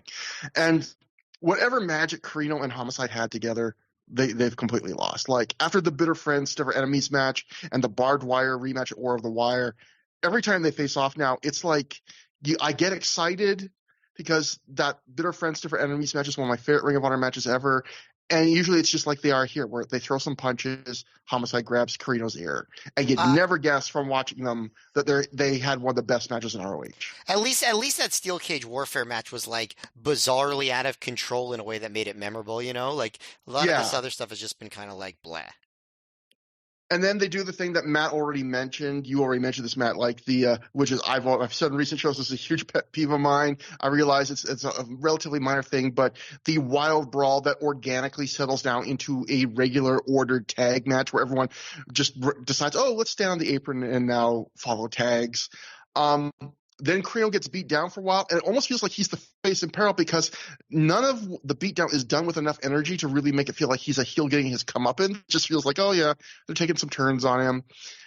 And then but the biggest problem with this match to me is the rest of the match from that point on. Nothing to my mind. Like, Matt, you mentioned some spots. I don't think there's anything really fun or super memorable in this match. There's no real super exciting spots. There's no real emotion for a match that's supposed to be like building up multiple feuds. I think the Briscoes did some fun stuff because they always do. But you're mostly right. It doesn't even make it a typical the attempt in my mind to do the usual, like, okay, we're in first gear for most of the match, but we'll go crazy in the final 2 minutes. I don't even think they go bigger, but they don't go that much bigger in the final 2 minutes. Like, this is a match to me that fails not because they attempted something and it didn't work, or because they didn't get enough time. This is a match that fails because they got 20 minutes and they seem to have like no ambition. Like, it's a match where you mentioned like the Briscoes. Yeah, they did do a little bit of fun stuff, but I feel like the Briscoes, who almost always work their asses off, even they couldn't really do enough to like bring enough energy to this match to redeem. I don't really think it's their fault, but like even they couldn't really kind of save this. It's also yet another example of like paint by number Samoa Joe, where, you know, he's basically tags in twice. Each time he comes in, hits a quick flurry of some of his greatest hits, and then tags out quick. Like, you know, it's Joe, what we're seeing a lot of on a lot of these shows, which is 70% Joe. And on a match like this, you could have used 100%. I understand why he would want to not go all out on a 6-man tag on a Friday night show for Ring of Honor, but it still doesn't help.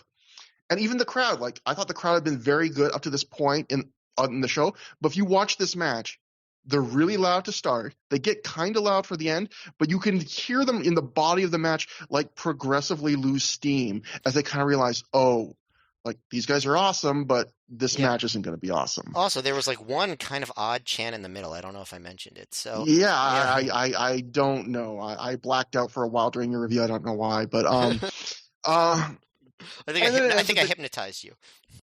And it ends with the cheap foreign object finish, which, again, I'm not opposed to those, but in a match like this, I was just like, just a lot, like, the way my review of the match is this. Joe, you mentioned that you're like the highlight of the match. You guys both mentioned this spot. It was like the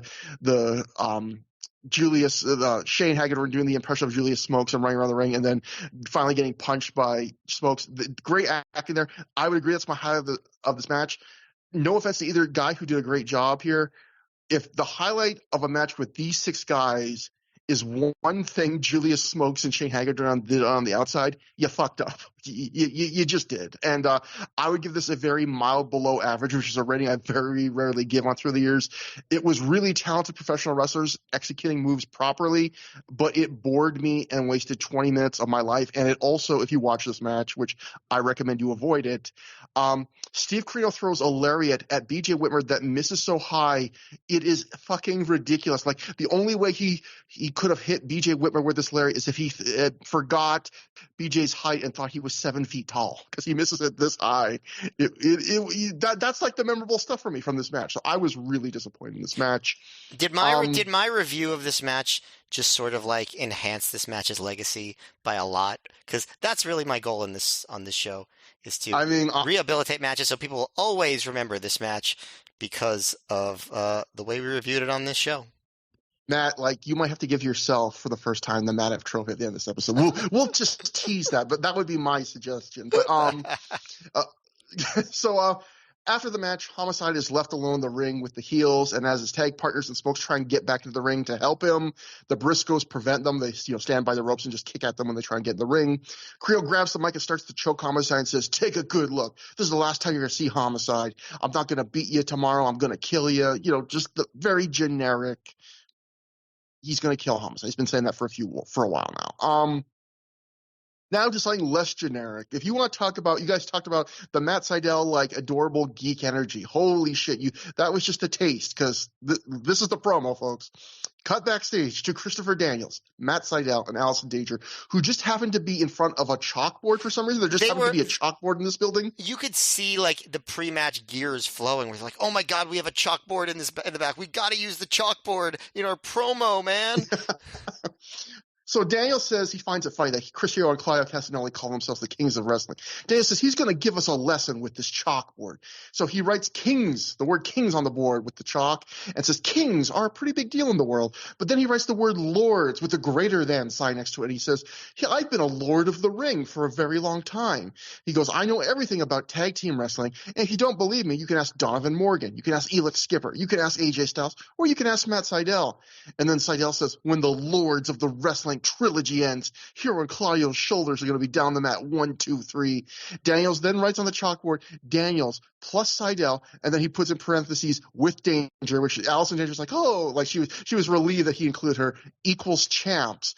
And then Daniels then hugs Danger and Sydal. He hugs them, and Sydal, in that snarky Matt Sydal tone of voice we've grown to ironically love, says, take a lesson, Kings of Wrestling.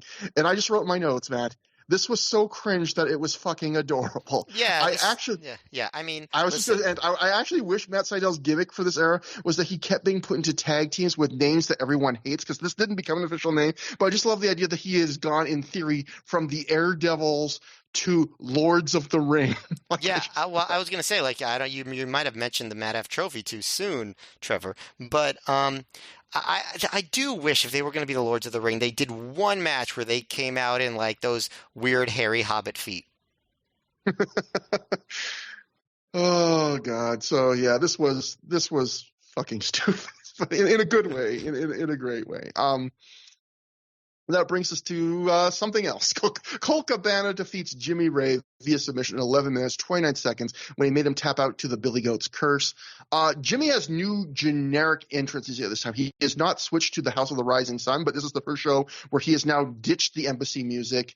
And, we're continuing the story of him shedding the Embassy gimmick piece by piece. First he lost Nana, then Daisy Hazel, but then they didn't officially announce that. Then he threw the robe in the garbage on a recent show in a backstage skit. Then on the last show, he tells Salve, I'm better off alone, and now the music. So they've actually done a good job of doing this very continuous progression of every show almost. Now he's losing something. And before the matches, the ref checks Colt's gear. If you watch, you'll see he really does a lot of a job, really zeroes in on Colt's foot to check all the toes. And then he holds up 10 fingers to indicate that, yes, Colt Cabana has 10 toes. And that's a reference to a rumor in real life that we talked about on the last episode Through the Years, that for a very short time, the wrestling world thought that Colt Cabana had a one toe amputated, so they're playing off of that. Joe, what'd you think about this match? When I went back to watch the show, I remembered pretty much the entire card, but I had completely forgotten this match existed. I heard this music, I'm like, well, who is this? And Jimmy Rave, Colt Cabana, that happened too. I kind of forgot. Because, this was I believe the post-intermission match, and Jimmy Bauer showed up on commentary, which is usually a good sign that that's the case. And this was, Colt had another feud going on, so this is just kind of a detour match they threw on there. This one kind of felt like a house show match as well, but probably not in a positive way. I know Rave got the heat with a towel shot, and the announcers were like, perhaps there was a loaded towel. And, I know he hit him in the throat, but, you can punch someone in the throat too. That'd probably be a lot worse than just hitting them with a towel. And and they didn't do they fought outside the ring and nothing happened. They just went back inside, and Colt came up way short on a moonsault, and Jimmy had to rush in to catch him, which is always kind of funny. But some decent action the last few minutes. Colt got the tap, and like I said, I had forgotten this match occurred and almost forgot it happened again as we reviewed it. So not a lot here. Matt, what did you think about this match and the devastating towel shot that Joe mentioned, which I think is like the most memorable thing here? Yeah. I thought this match sucked so bad that I am kind of thinking that it sucked on purpose. Like, I'm almost thinking like with Rave, he has decided to make it so like he just cares less and less, and like his character is bottoming out so he could sort of rise again from the ashes when he gets the new like House of the Rising Sun music and stuff. Like, I'm not positive, but it really does feel intentional that he just seems so low energy. He's hitting people with towels, he's just and Colt's just obviously his heart didn't seem to be particularly in it. I'd say he works slower than normal too. He does a lot of character-based matches too, but this one just seemed worse than anything. This was definitely a cool-down match, but like, I don't know, there were times where they didn't seem to be on the same page either. I don't know. I feel like Rave's recent performances have mirrored his character slump. That's why I wonder if it's on purpose. The one other noteworthy thing was that at one point in the match, Rave yells, "Gonorrhea!" and Cabana blocks it, but then Rave hits Gonorrhea, and Prazak's like, "I don't even know if it's called that anymore." And I'm just like, Rave literally yelled it out like a minute ago. But other than that, yeah, I thought this match sucked. Yeah, it sucked. I thought it sucked. I might have liked this a little bit better than you guys, but I thought this was barely average, if that just because of the level of competence, and it was shorter than the last match, which I thought was kind of the difference. But yeah, I thought this was basic even by Jimmy Rave standards. You get usual stuff, his stalling at the start, his really basic offense, but this is like a level more reserved for even Jimmy Rave, who was like consciously in his career at this point trying to be like a minimal kind of don't overshadow the faces kind of heel. And I wonder if my theory was maybe one other thing too was I think Rave has always been a guy that was really good at incorporating other people in his act, like using them as bells and whistles to kind of brighten up his matches. Like he's even talked, I think, in interviews in the past, he talked about like how like I really liked, using people in my entourage to get them involved and like, oh, they can do a spot here. And I feel like this is a match where you really miss Nana and Daisy Hayes, or even back when Alex Shelley would tag along. Like, I feel like I have a rule. One of my kind of personal rules for wrestling is you shouldn't take something away from a guy without replacing it with something, because it just makes them seem like a lesser version of what they used to be. And I realize kind of the storyline is like you were saying that he's lost right now and in the middle. But whether that was a conscious decision in this match or just a side effect of being in this transition period, either way it hurts this match, because he seems drier and blander than he ever has before. And there's nothing that, he really could have used somebody interfering, somebody, Prince Nana talking shit on the outside, something that would have made this brighter in the sense. But the one memorable spot is, as Joe mentioned, if you want to see a match where Colt Cabana gets, as we talked about earlier, if you want to see a match that shows off Matt Seidel's body control, I already got the recommendation for you, clearly. But if you want to see a match where you see a guy take a towel shot and it changes the flow of the match, this is this match. Because like the commentary was great on this, because Jimmy hits Colt with the towel, and Colt sells it, and Jimmy starts taking control, and you can hear Dave Prazak kind of try and sell it, and then quickly realize, I can't fucking sell this, because like you can hear him. I think Dave Prazak, I wrote in my notes, let me just find. He says something to the effect of devastating. He pauses after it happens, and then he just says, "Devastating weapon, that towel." And then later on, you see J.R. David go, "I don't know what's going on with that towel." Like you could, like, they could not even try and sell this. Like, maybe it's loaded, I don't know, but yeah, this was just real up and down point in the show, because the first three matches on the show, 3 or 4 matches for me, I was like, this is a better show than we've been seeing lately in Ring of Honor. And then the last 2 matches, I was like, this is exactly what we've been seeing lately with Ring of Honor. So now it's on to the big 2. Can they redeem it? One last note. A fan shouts, "Live Jimmy, live," during this match. So good for that fan. Going against the heel wave. And that brings us to the semi-main event, which would be the Ring of Honor World title match. Bryan Danielson successfully defends the title when he defeats Delirious the pinfall in 2107 when he did the Bret Hart Roddy Piper WrestleMania 8 finish, where you climb the ropes up while you're in a submission and you flip over into a pin. In this case, it was a Delirious Cobra stretch he was caught in. I thought this was a very strong good to low very good match. I felt like this was kind of like the upper limit of how good a match could be without feeling special at all. Like in some ways it felt kind of workmanlike, and normally I view that as a negative, but not here. Actually, I actually felt like when one of these two men in the match is one of the greatest wrestlers of all time, you can be workmanlike and still have a really good match. There's this almost mid-tempo grind that Danielson does in this match that I see him do sometimes that I like, which again, for other people it's a negative, but not the way Danielson does it, where it's one of those matches where Bryan feels like he's just kind of all over a guy and grinding him. Like he's not just doing moves, but like between a move, he'll then hit Delirious in the shoulder just to be a dick and then grab his nose and hit his nose. Like he's just constantly kind of poking and prodding at him and being an asshole and just grinding on him and always looking for these little opportunities to twist away at him. And there isn't a ton overall that makes this match memorable, but I did think there were I would say there's like a general comfortable level of quality, but there were a few neat little twists in this match. Like I'll just point out things I wrote down. Like before the match, Bryan goes, "Everyone knows what the deal is when the bell rings. You get up and go which is referencing Delirious' gimmick at this time of, he'd be completely emotionless until the bell rings, and then he would just freak out and run all around the ring. Well, as soon as Bryan says that, the bell rings, and Delirious immediately just takes Danielson down for like a flash 2 count at the start of the match. I thought that was a nice way of playing off of, the gimmick. I love Delirious later on. He goes for the never-ending clotheslines in the corner, and Danielson traps the arm. So Delirious starts clotheslines with the other arm. So Danielson traps that arm too. So Delirious then starts throwing headbutts, and then Danielson, since he's holding on to both of Delirious's arms, just does like a double arm capture suplex, which I thought was really cool sequence. And then later on, there's a Delirious puts Danielson on the top rope, like kind of sits him. So he's literally sitting on the top rope, not a top turnbuckle. And then he does a neck breaker. And Danielson kicks out at 1, which Danielson almost never does.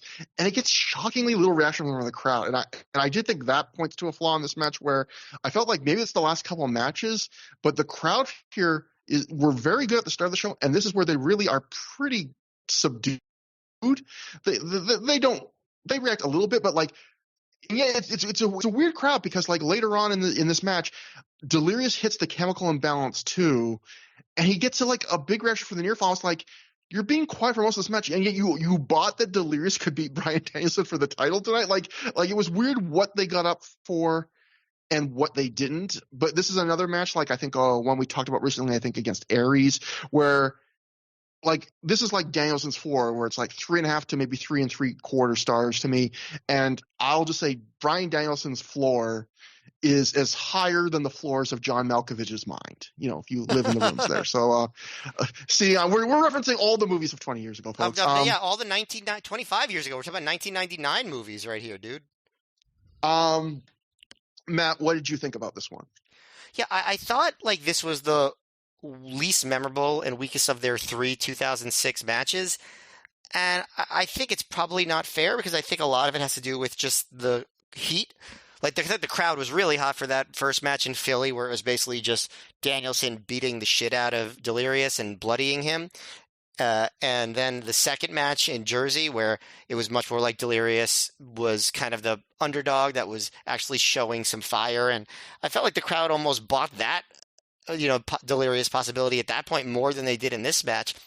Even though he did get that one good near fall reaction for the chemical imbalance too, I don't think that this crowd bought that Delirious was going to win. I think that's probably what hurt the heat for a lot of the match. Like you said, I think there was solid workmanlike work in the match. I thought that they both were extremely well certainly competent, especially Danielson. His execution was great. I think Delirious seemed like more of an equal with him in this match, like a normal challenger versus like this kind of like novelty. Like, I can't believe that Delirious is actually standing up to Danielson the way it was in the second match of the two had back in May. But I just think that the match just didn't have enough energy to rise to the levels of those two matches. It was still good. I would say, it would have been really, really good if it had a little more heat. But I do think that the quiet crowd hurt it for me a lot. So I think I would put it just as like a good match, or, like not even quite to the level of like really, really good. Maybe just one really, really good, but not really, really good. That's how I would say it. And yeah, I think, is this like the last time Delirious challenges for the ROH title for like years? I looked at some of his cage match results, and I didn't see any other title matches for Delirious in the near future. So this might be like the end of Delirious getting that run. I know he does have a big moment with Danielson in Chicago in December, but it feels like after that he sort of moved back down the card. Yeah, Joe, what do you think about this? I know at the time, like, no one thought Delirious was going to win. Like, we all know Homicide was getting the shot, final battle that was coming. And what I thought was interesting is how much Danielson, not so much dominated, but like how overpowering he was. Like you mentioned, like he kicked out at 1 after a big neckbreaker spot. There was a moment Delirious, hit a big knee, and Danielson had him in the cat of mutilation like 5 seconds later, and he just always seemed to be in control. In a situation like this, where you have a challenger, no one really expects to win. Sometimes you give him everything and then, have it go from there. But Danielson really controlled it. But by the end, he had to eke out a win, which I thought was an interesting approach. And I did like the one fan who yelled, Dragon, wake up, when he was in the Cobra stretch. So good on that fan. And, I thought the match was good, but probably more interesting than good in my mind. Yeah, and Matt, I did what you did. I did the cage match, and I got the 2013 during that and did not see him getting a title shot. So, maybe there's one weird one later, but this is his peak in some ways. But Dave Meltzer wrote in The Observer, he had not watched the show, but based on live reports, Dave wrote, Danielson kept the ROH title over Delirious, said to be disappointing, but there were still standing ovations in spots. You could see Danielson really shouldn't be wrestling right now, as it was not his normal match. Now, I don't know if I would agree with, I didn't feel like this was not his normal match. Maybe there was things he was doing differently. I didn't really notice that. Did either of you guys? I just thought it was kind of like a decent but low end Daniels. I didn't go like, man, you can see he's hurting. I know the reports at the time were he was really hurting at this point, but yeah. I don't know. Yeah, I would agree with that. I don't. It didn't seem like he was so like off his game. I will say, like, it does seem like he's maybe putting a little bit less attention into the character stuff. Like he hasn't been doing the specialized intros where he tells Bobby Cruz to say certain things. Yeah. He hasn't been doing that since at least Glory by Honor, which I think is interesting.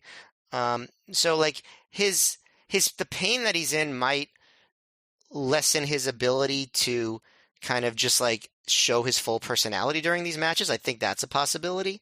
But otherwise, no, I haven't noticed that he's like really lacking in what he's able to do. We then go to Daisy Hayes backstage, who says, Lacey better watch what she does and what she says. That is literally the entire promo. It is one sentence. They cut backstage they shot that. They literally just, you know what? No better. I mean, I don't know if Daisy Hayes was a very good promo, but there is no more Ring of Honor how they treat the women, where even the backstage promo is shorter. It is one sentence and that's it. Like, anyway, that brings us to the main event. Austin Aries and Roderick Strong defeated Davey Richards and Kenta in 24-37 when Aries pinned Richards after a 450 splash. So the biggest news in this match, the biggest story of this whole show, clearly, is that Kenta, since his last Ring of Honor show, has gone from medium-length brown hair to short black hair. Like, clearly biggest story on the show. But the other more minor piece of news that we've already talked about that they reference on commentary, so this is not a secret, is that this is the first night of Kenta's last weekend in ROH for quite some time. And they outright say it's like there's scheduling conflicts with Noah, so we're not going to have access to him for quite a while, which, turned out to be true. Kenta would not be back in Ring of Honor for 7 months after this weekend. And he would work 6 matches over 3 double shots in 2007. He'd work 1 match for ROH in Japan, so you almost kind of don't want to count that because he's already in Japan. It was for an ROH in Japan show in 2008. And then he goes on one more like brief semi-regular run in 2009. I think he does like 10 matches in 2009, but really like this kind of already the end of a certain kind of era in a sense. And this is also an opportunity for Strong and Aries to get revenge on Kenta, because Kenta beat them both in singles matches earlier in the year. And it's one last chance for Richards to get the rub of being Kenta's American protege, as they love to keep saying over and over again. And it's a way to get one more job out of Kenta without him actually having to take a fall. So in a way, booking this match, even though you would say on paper, kind of a weird match to main event, it's kind of a tidy piece of business in some ways. Joe, sincerely, guess we'll let you go on first, and also because I want you to know, I don't want you to, I want to know from you, Joe, was this your first time getting to see Kenta live? Oh, Trevor forgot Glory by Honor 5 review. God, just I a few try and forget short everything. weeks ago. I try and forget everything about you, Joe. As soon as it enters my ear, I drink to forget. So I'm sorry for that, though. That is okay. I know that, and speaking of that last match, we had kind of bemoaned it at the time as being largely formless, where it's just kind of guys taking turns doing things. And I thought this match had certainly a lot more structure to it. And he had the backstory where, Kenta beat up Aries. So, when he slaps him, it carries a bit of extra meaning behind it. And, this one had a lot more structure to it. Both teams kind of take turns playing, face in peril, and they really beat the hell out of each other. And I like when Todd Sinclair accused Aries of choking. Aries responded, "What do you know about chokes?" Like it's some huge science. Like you wouldn't know a choke if you saw one. I don't know. It seems a pretty simple concept. And there's also one spot where I think Strong went to do kind of a hot shot to Kenta, but he overshot him, and for a nanosecond, Kenta was heading headfirst to the floor until he thankfully grabbed the top rope and saved himself there. But by the end, once they got to the spot where all four men was down, it really kicked in a hyperdrive. There's a lot of hot moves, and Kenta he leaped to the top rope, at a crazy top rope Falcon Arrow, and then there was a big 4-move sequence to put away Richards, and the crowd was just super going nuts at the end of this here too. So this show certainly ended on a high note in terms of quality. I thought this was a really, really great main event. Matt, I want your thoughts, but also Matt, I have an update. I continue to look on Cage Match. Delirious did have another world title match in 2014 he challenged Adam Cole in a match that went 22-34. So this is his last world title match for 8 years. Wow. But, I knew it was something like that. I knew though he was in ROH for so long, and obviously the booker and everything, he would have had to have gotten a title shot at some point, but I knew it wasn't anywhere in the near future. So thank you. I appreciate that. As far as this match, yeah, I thought it was a really breath of fresh air in terms of just a really, they went hard, they were athletic, they didn't really hold anything back. I'm kind of it's been a while since we got a match where it didn't feel like anyone was holding anything back, saving anything for another day. I don't think this was the best Aries and Strong tag team match, but it's pretty high on the list. I like that Briscoes match more. I got to rewatch the match that they had with Naruki Doi and Sema, but I thought this was a really fantastic match in terms of the athleticism. It didn't, Joe, you said it had more structure, which it did.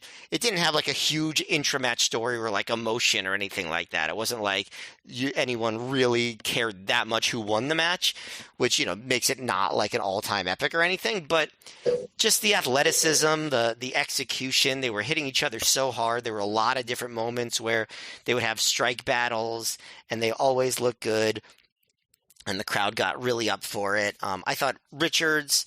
I know he gets a lot of criticism. I think he's been really good in his first, few 6 months in ROH. I think that he continued to look strong here and, kind of keep up with all these, top wrestlers.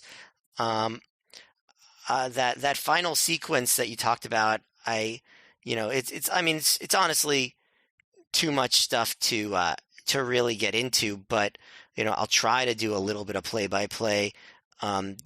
From a certain point, there was a spot where Richards holds Aries over the top rope so Kenta could come off the top with a knee to the back of the head, and Strong breaks that up. Then Kenta continues to kick away, but Aries catches his boot, hits the shin breaker back suplex combination that he does. Strong then hit a Uranagi backbreaker on Richards, and Kenta hit the Busaiku knee on Strong, and that led to all four guys being down for the big ROH chant. And then after they get up, Aries leaps under Strong's legs with the heat-seeking missile onto Richards. Went right through Strong's legs to do it.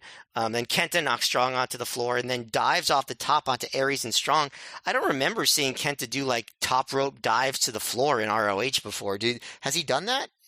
No, I made a note. Like that seemed like if that's not the first, it's one of the rare ones he's done in Ring of Honor. Because I was like, wow, like Kenta doing a dive to the floor. Yeah, he might have done a springboard thing onto Loki. I don't really remember, but Aries avoided the go to sleep and drop kick Kenta to the corner. Got a 2 count off that. Then he goes for a superplex on Richard, but Richards comes from behind, puts him in the Doomsday Device position, and Kenta comes off the top with a Doomsday Busaiku knee, and Strong breaks that up. Then Kenta and Richards try to double superplex Aries, but Strong comes from behind and buckle bombs Kenta into the adjacent corner. But then Kenta comes back. He leaps to the top rope for the Falcon Arrow on Aries, gets a 2 count. Big reaction for that one. Richards goes for a shooting star press on Aries, but Aries gets the knees up and Strong hits a gut buster. Then the big running boot or the sick kick, right? Aries covers, but Kenta breaks that up. Then Strong and Aries have another strike exchange. It's like the third of the match, I think. Kenta blocked a Gibson driver, hit a kick combo, went for the go to sleep, but Aries saves that. They hit Kenta with the chop brainbuster combo, but Kenta rolls outside, and then they double team backbreaker and do the chop brainbuster combo on Richards, but Richards gets a quick roll up on Aries for 2. Then Strong ends up hitting the half Nelson backbreaker on Richards. They get Richards up over Strong's shoulders, and Strong basically like puts him behind him, almost in like a bridge with the top turnbuckle with his face down, and Aries jumps off the top with like a stomp to Richards' head. Then Richards is still hanging behind Roderick, and Aries kicks him in the head. Then Roderick does the Alabama Slam. That's still the name that I use for that move. I think there is another name for it, but that's the one that I think of. Aries hits the 450, gets the pin. So I thought that was a really different kind of finishing sequence, and obviously just great action. I thought this was the best ROH match in a while. Probably my favorite ROH match overall since Glory by Honor. But it was very obvious that Davey Richards was going to take the fall in this one. But that's okay. I really liked it. Yeah, so I don't know if you guys remember, but looking back, like doing research, there was some certain corners big buzz for this match. Like Sean Radican was there live. Sean Radican was the main guy. He was like, "This is a 5-star match. This is one of the greatest matches I've ever seen." Right? Yeah. I got the quote. He was there live, and we've all had this before. I'm not saying he's not welcome to his opinion or anything like that. I'll tip my hat. I think this is a great match too. But like, I think we've all had the experience of we give a match a little extra because we're there live. But so Sean wrote in his review, "This was the best match I've ever seen live, and I can't wait to see how it looks on DVD. 5 stars. The action eventually broke down. All 4 men hit big moves as the crowd chant ROH after Kenta sent Strong to the floor with a flying kick. ROH owner Kerry Silken, who was taking pictures at ringside, turned to the crowd with a look of amazement on his face, which conveyed that he had never seen anything like this in his life before." But Sean wasn't the only one who felt that way, because in fact, Gabe would talk to the Torch afterwards, and he would say, regarding the Austin Aries and Roderick Strong versus Kenta and Davey Richards match, ROH Booker Gabe Sapolsky tells the Torch, quote, "I thought it was one of the greatest matches in ROH history and a definite high-end match of the year candidate. I hope we get the DVD out in time for it to get match of the year consideration." This match did not get match of the year consideration. I would not say it's a match of the year contender. I don't think it'll be in either Matt or I's year-end awards, probably. I do think it's a great match. I think it's, like Matt said, I would agree it's the best match we've seen since probably Kenta Danielson at Glory by Honor weekend. And like Matt said, this is the kind of match ROH shows have been missing recently, and the kind of match I also felt like this show really needed to push it firmly into the good show category after kind of an uneven up and down card. There's some nice tentative action early when Davey Richards in, but the first time Kenta tags in, he comes right in and has that sequence with Aries where he kicks and slaps the hell out of him. And this crowd, which they had kind of been lulled by quite a bit in the second half of the show, they don't just wake up. They react louder than anything else on the show. Like, most of the crowd actually gives Kenta an impromptu standing ovation after his first sequence in the ring. And I would just, like, watching this show or this match, I would say like there are a lot of great workers on this show, right? Like Bryan Danielson's an all-time Hall of Famer that I would actually put above Kenta all time. And there are plenty of guys on this card that I would say qualify at least for like the Hall of US Indie Wrestling fame, if not like a top. And if some of these, a lot of the guys on this card, maybe I wouldn't say qualify for like the Observer Hall of Fame. If you had the Hall of Really Damn Good that was like one level under it, that metaphorical Hall of Fame, I'd say a lot of guys on this roster deserve to be in there. But on this night, with that roster, I would say Kenta just seems like a miles above everyone else on this card in terms of like how he carries himself, his aura, the reactions he gets. And like, yeah, part of that is he's really freaking stiff. But there are other people in wrestling who get stiff and they don't get reactions like this. He like Kenta in this match, he comes off not just as, oh, this is a great pro wrestler, but like this is a great pro wrestler and he's great in a way we don't get to see very often. And on this card, like anywhere else on this card, he feels special here. Like when he does that sequence early, like if you were shooting a movie where there's like a sports scout, you know, that old cliche who's in the back watching, trying to find new talent for an organization, that once he finishes that sequence, he gets a standing ovation. That'd be the scene where the scout immediately picks up his phone and calls like his boss and goes, listen, buddy, like I found the guy you're looking for. You know, it was just that kind of moment. But at the same time, I would say like this is a very strong 4 stars, maybe a 4.25 star match, but I would not agree with Gabe and Sean that this is like one of the greatest matches Ring of Honor's had. It has a fairly lengthy and fairly calm middle section, and kind of like Matt was saying, there is structure to it, but it's not like there's not really a great memorable story. Like I would say this is a great match, but while it's great in a way we haven't been seeing enough of Ring of Honor in this little period here, it's great in a way we've seen lots of matches be great, where it's lots of action, big fun stretch run, some stiffness. Like you've seen other matches of this quality like this. Anyone listening to this has. You know, it's a fun opening, settles down for a bit, they go nuts at the end.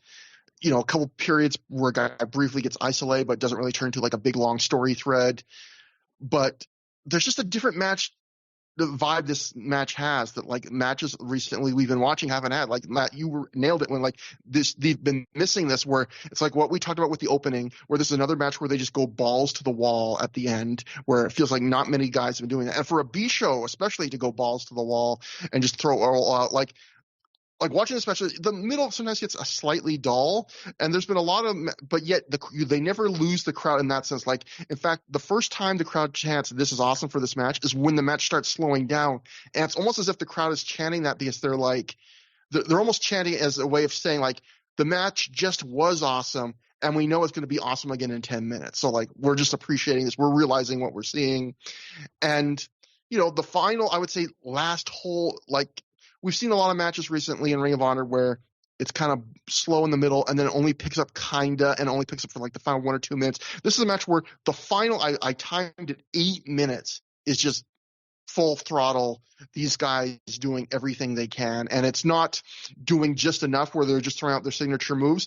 I would say as many of their signature spots get countered as get hit in this match. Like there's a lot of inventiveness to this match and a lot of little twists to things that they normally do that are different. Like they're really putting the extra mile on here. Like we mentioned, Kenta doing a dive to the floor. You don't see him doing that in Ring of Honor. The Busaiku Doomsday Device kick, you don't see that on every show. Or even like Aries doing the heat-seeking mistletoe bay through the bottom rope like he always does, but this time doing it where Roderick Strong, staying on the apron, has to jump out of the way at like the last second so he can basically fly through his legs. Like all these little extra twists, and like the end, Matt, like you said, where they're going Strong and Aries are going through a move they do all the time, which is the double team power bomb top rope drop kick, and then Richard struggles and it turns into that whole thing where he's holding onto the turnbuckle and he gets a double stomp, and then the kick to the head, the Alabama slam. And by the way, Matt, I agree with you. If there's a name for that move that isn't Alabama slam, I won't hear it, because there's a lot of horrible things in wrestling, top of the list, the Confederate flag, that get used with the saying of, oh, you're erasing the South if you leave this in. And I think a lot of those are excuses for really awful things. But you know what is a Southern erasure? Changing the name of the Alabama and we will not let the South be erased in that way on Through the Years. It is the goddamn Alabama slam. But So yeah, and I would just say it's the final 8 minutes of this match. It's what we need more of on these last two shows of Ring of Honor, where it felt like 8 guys not just trying hard, but trying to have the absolute best match these 4 guys could have in any setting. Like, it was a match where in those final 8 minutes, I felt like there's a lot of times where you watch a match on the indies or somewhere and you go, this is good, but if they were on a bigger setting, they would do it better. And I think when Ring of Honor's at its best, and this match was like this, you watch a match and you go, if these guys were in the main event of WrestleMania, they'd be doing the same match. Like, they're doing their 100% effort, their most inventiveness. They're trying just as hard. And I felt like they got pretty close to that here. And I guess my final point would be what this match reminded me of would be something I've made a point probably a long time ago on the show, but this match reminded me of it. It's been a long time, so I'll bring it up again, which is one of my theories about wrestling is there's a few things I would say that, are always no's in wrestling, are always yeses. But I think most things in wrestling are kind of situational dependent. Like, I'm not a person where there's not a lot of things in wrestling where I would say this is a good thing to do or this is a bad thing to do, as much as this is a good thing to do when blank, in this situation. Like, there's so many things in wrestling where if it's in the right setting, in the right amount, it's great. If it's in the wrong setting, in the wrong amount, it's bad. If one wrestler does it, he gets a huge reaction. If another wrestler does it, he gets no reaction. And I feel like this is a match where there are a lot of times in wrestling where I have felt like I have seen too many matches like this, where there's not quite enough story and there's too many counters and flips on signature stuff just to do counters and swerves, and it's too many near falls. The stretch run goes on too long, it gets exhausting, and it can get numbing. But on this show, after the dry winter we've been having on through the years with a lot of kind of blub B shows, this company really needed not just a great match, but a great match like this, where it was the opposite, where it's like guys going friggin' nuts, doing everything they can, verging on overkill, really putting themselves out there, lots of inventiveness at the end and little twists. And yeah, not as good as what maybe the high votes on this, in my opinion, but great match. And after the match, the crowd gives a nice ovation and an ROH chant as Dave Prazak says, ROH has reclaimed Boston. So we always love on Through the Years when someone actually says the name of the show. Aries grabs the mic and says he has to take his hat off to Kenta in his farewell to ROH tour, and Davey Richards, who he calls the future of ROH. So it is funny that Aries backstage, behind Davey's back, he calls him stupid basically, but to his face, he's like, you're the future of Ring of Honor. He tells Chris Hero and Claudio Castagnoli that he and Roddy are getting revenge tomorrow. They're getting their tag titles back tomorrow. They hug Kenta and leave so Kenta can soak up a big thank you Kenta chant alone. Davey sells the finish for so long that he eventually gets a chant too.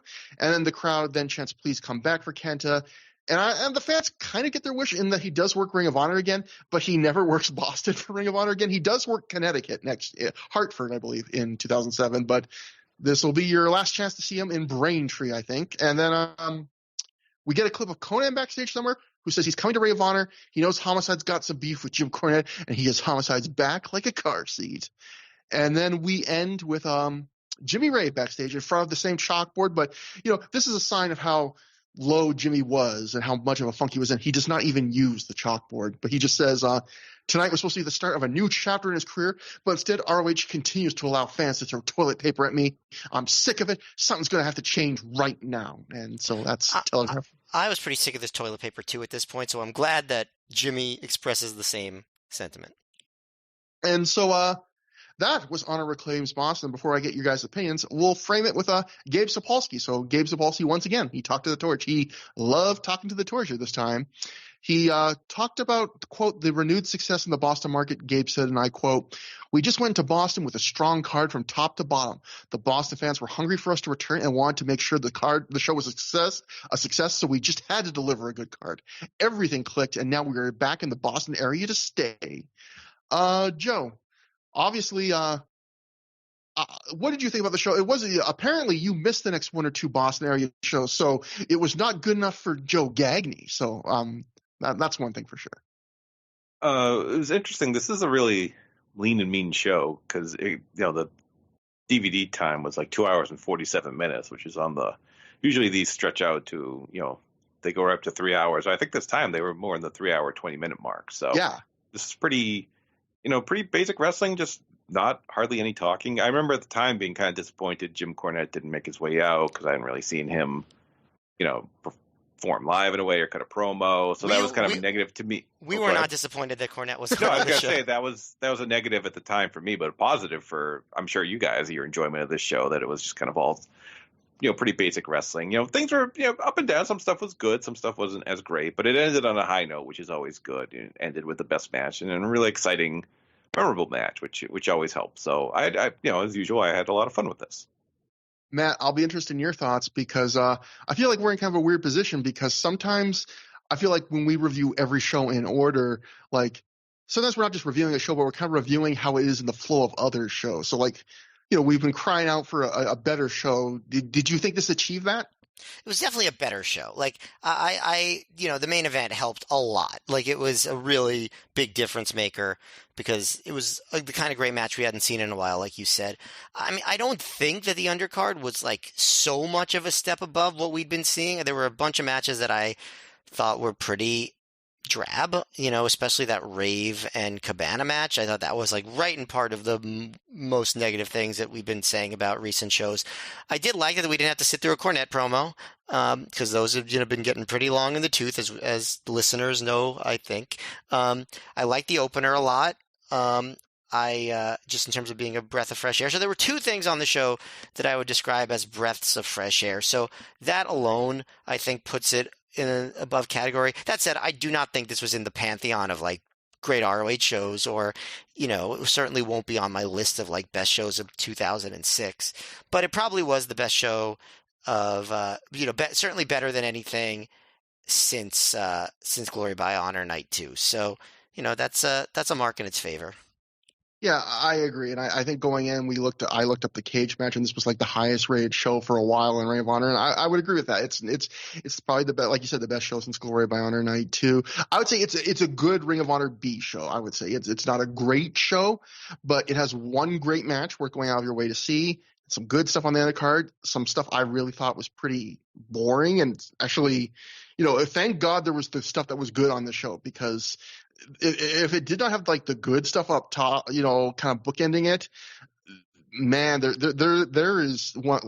There's a middle portion of the show that's maybe as kind of a blah as I've seen a Ring of Honor show be. But I think this is a show you could safely skip, except for one. This is one of those classic shows where, like, I don't know if it's on Honor Club or not. I didn't check, unfortunately, in time. But like, this is a classic show where you could watch the main event and not miss anything else. I mean, there's some decent stuff on the other card, but this is the kind of a perfect example of seek out the match, not the show. But it will not be a bad show if you watch it. It is, it is an improved show. I did have at times the ROH is kind of back vibes, and then sometimes I had to, this is exactly what we've been disliking recently. So it was a mix, up and down. Now it's time for plugs. So for us, you skipped. I forgot the Matt F. Trophy. Fuck! I got to keep writing it down better. Matt, thank God I remembered. I'm giving the Matt F. Trophy to that chalkboard. It was the muse of the Lords of the Ring. They created a memorable promo segment out of it. There was a great math equation written that was heartwarming as much as it was educational. It was the best use of a chalkboard in wrestling since Dean Douglas at SummerSlam 1995. So I say the chalkboard gets the trophy. You ever give an award to an inanimate object before, Trevor? I wish, man. I wish the objects in my life were better. But no, that I think that is very warranted. You were a close second. Eyes Wide Shut would be a close third. So for plugs, ThROH The Years at gmail.com. That is THROH for through. At Trevor Dame on Twitter. At Mayor MGF on Twitter. Joe, what do you have to plug? Obviously, we talked up top, but anything you want to plug here? I was really hoping Matt F would win his own award, like Bryan Danielson does every year on the Observer Awards, but alas. I host the 5-Star Match Game at the Voices of Wrestling Podcasting Network. It's a wrestling trivia podcast, game show type of deal. Matt and Trevor have been on many, many times. We have to find a way to get them back on soon. No, we don't. I mean, I mean, if you ever do like Bryan Danielson trivia when he retires, I mean, just an idea that I'm throwing out there, Trevor. I mean, Joe. I don't know that you could put together an entire show of just Bryan Danielson trivia, but if that's something you can swing, I am throwing that out into the world. Oh, that man had a 20-year career in multiple companies. I bet I could do it. That sounds like a challenge. Would there be a this is a really dark one actually. Would there be a list how many concussions can you name Bryan Danielson had? Oh no. Like name every day, every match. Well, so much for getting him on the show now, Trevor. That's not his fault. Wrestling's a hard business. You're laughing at it about it. Just he's all better now. The doctors say his brain's completely normal. If wrestling's taught us anything in the last 10 years, it's concussions aren't real, and if you take a couple years off, they all go away. Christian, Danielson, everybody. All right, Trevor. Trevor, just go to an Eyes Wide Shut party, will you? Well, Matt, I will, but I got to come back in time for our next show, which will be covering The Bitter End, which could describe a lot of things in my life. But The Bitter End would, of course, be the second half of the show, and on paper, has a great looking card. It has Homicide versus Steve Carell in their feud-ending match. It has the tag champs, Hero and Castagnoli, rematching against Aries and Strong for the belt. It's got Kenta versus Matt Sydal, and yet it's not a fondly remembered show. So were the people wrong? Were the wrestlers wrong for their performances? We'll find out then. God damn, I don't know if I've been good on this show today. I'm sorry, folks, but I'll be better next time. You've been good, Trevor. Just go with it. Until that next time, have a good time. Have a great time.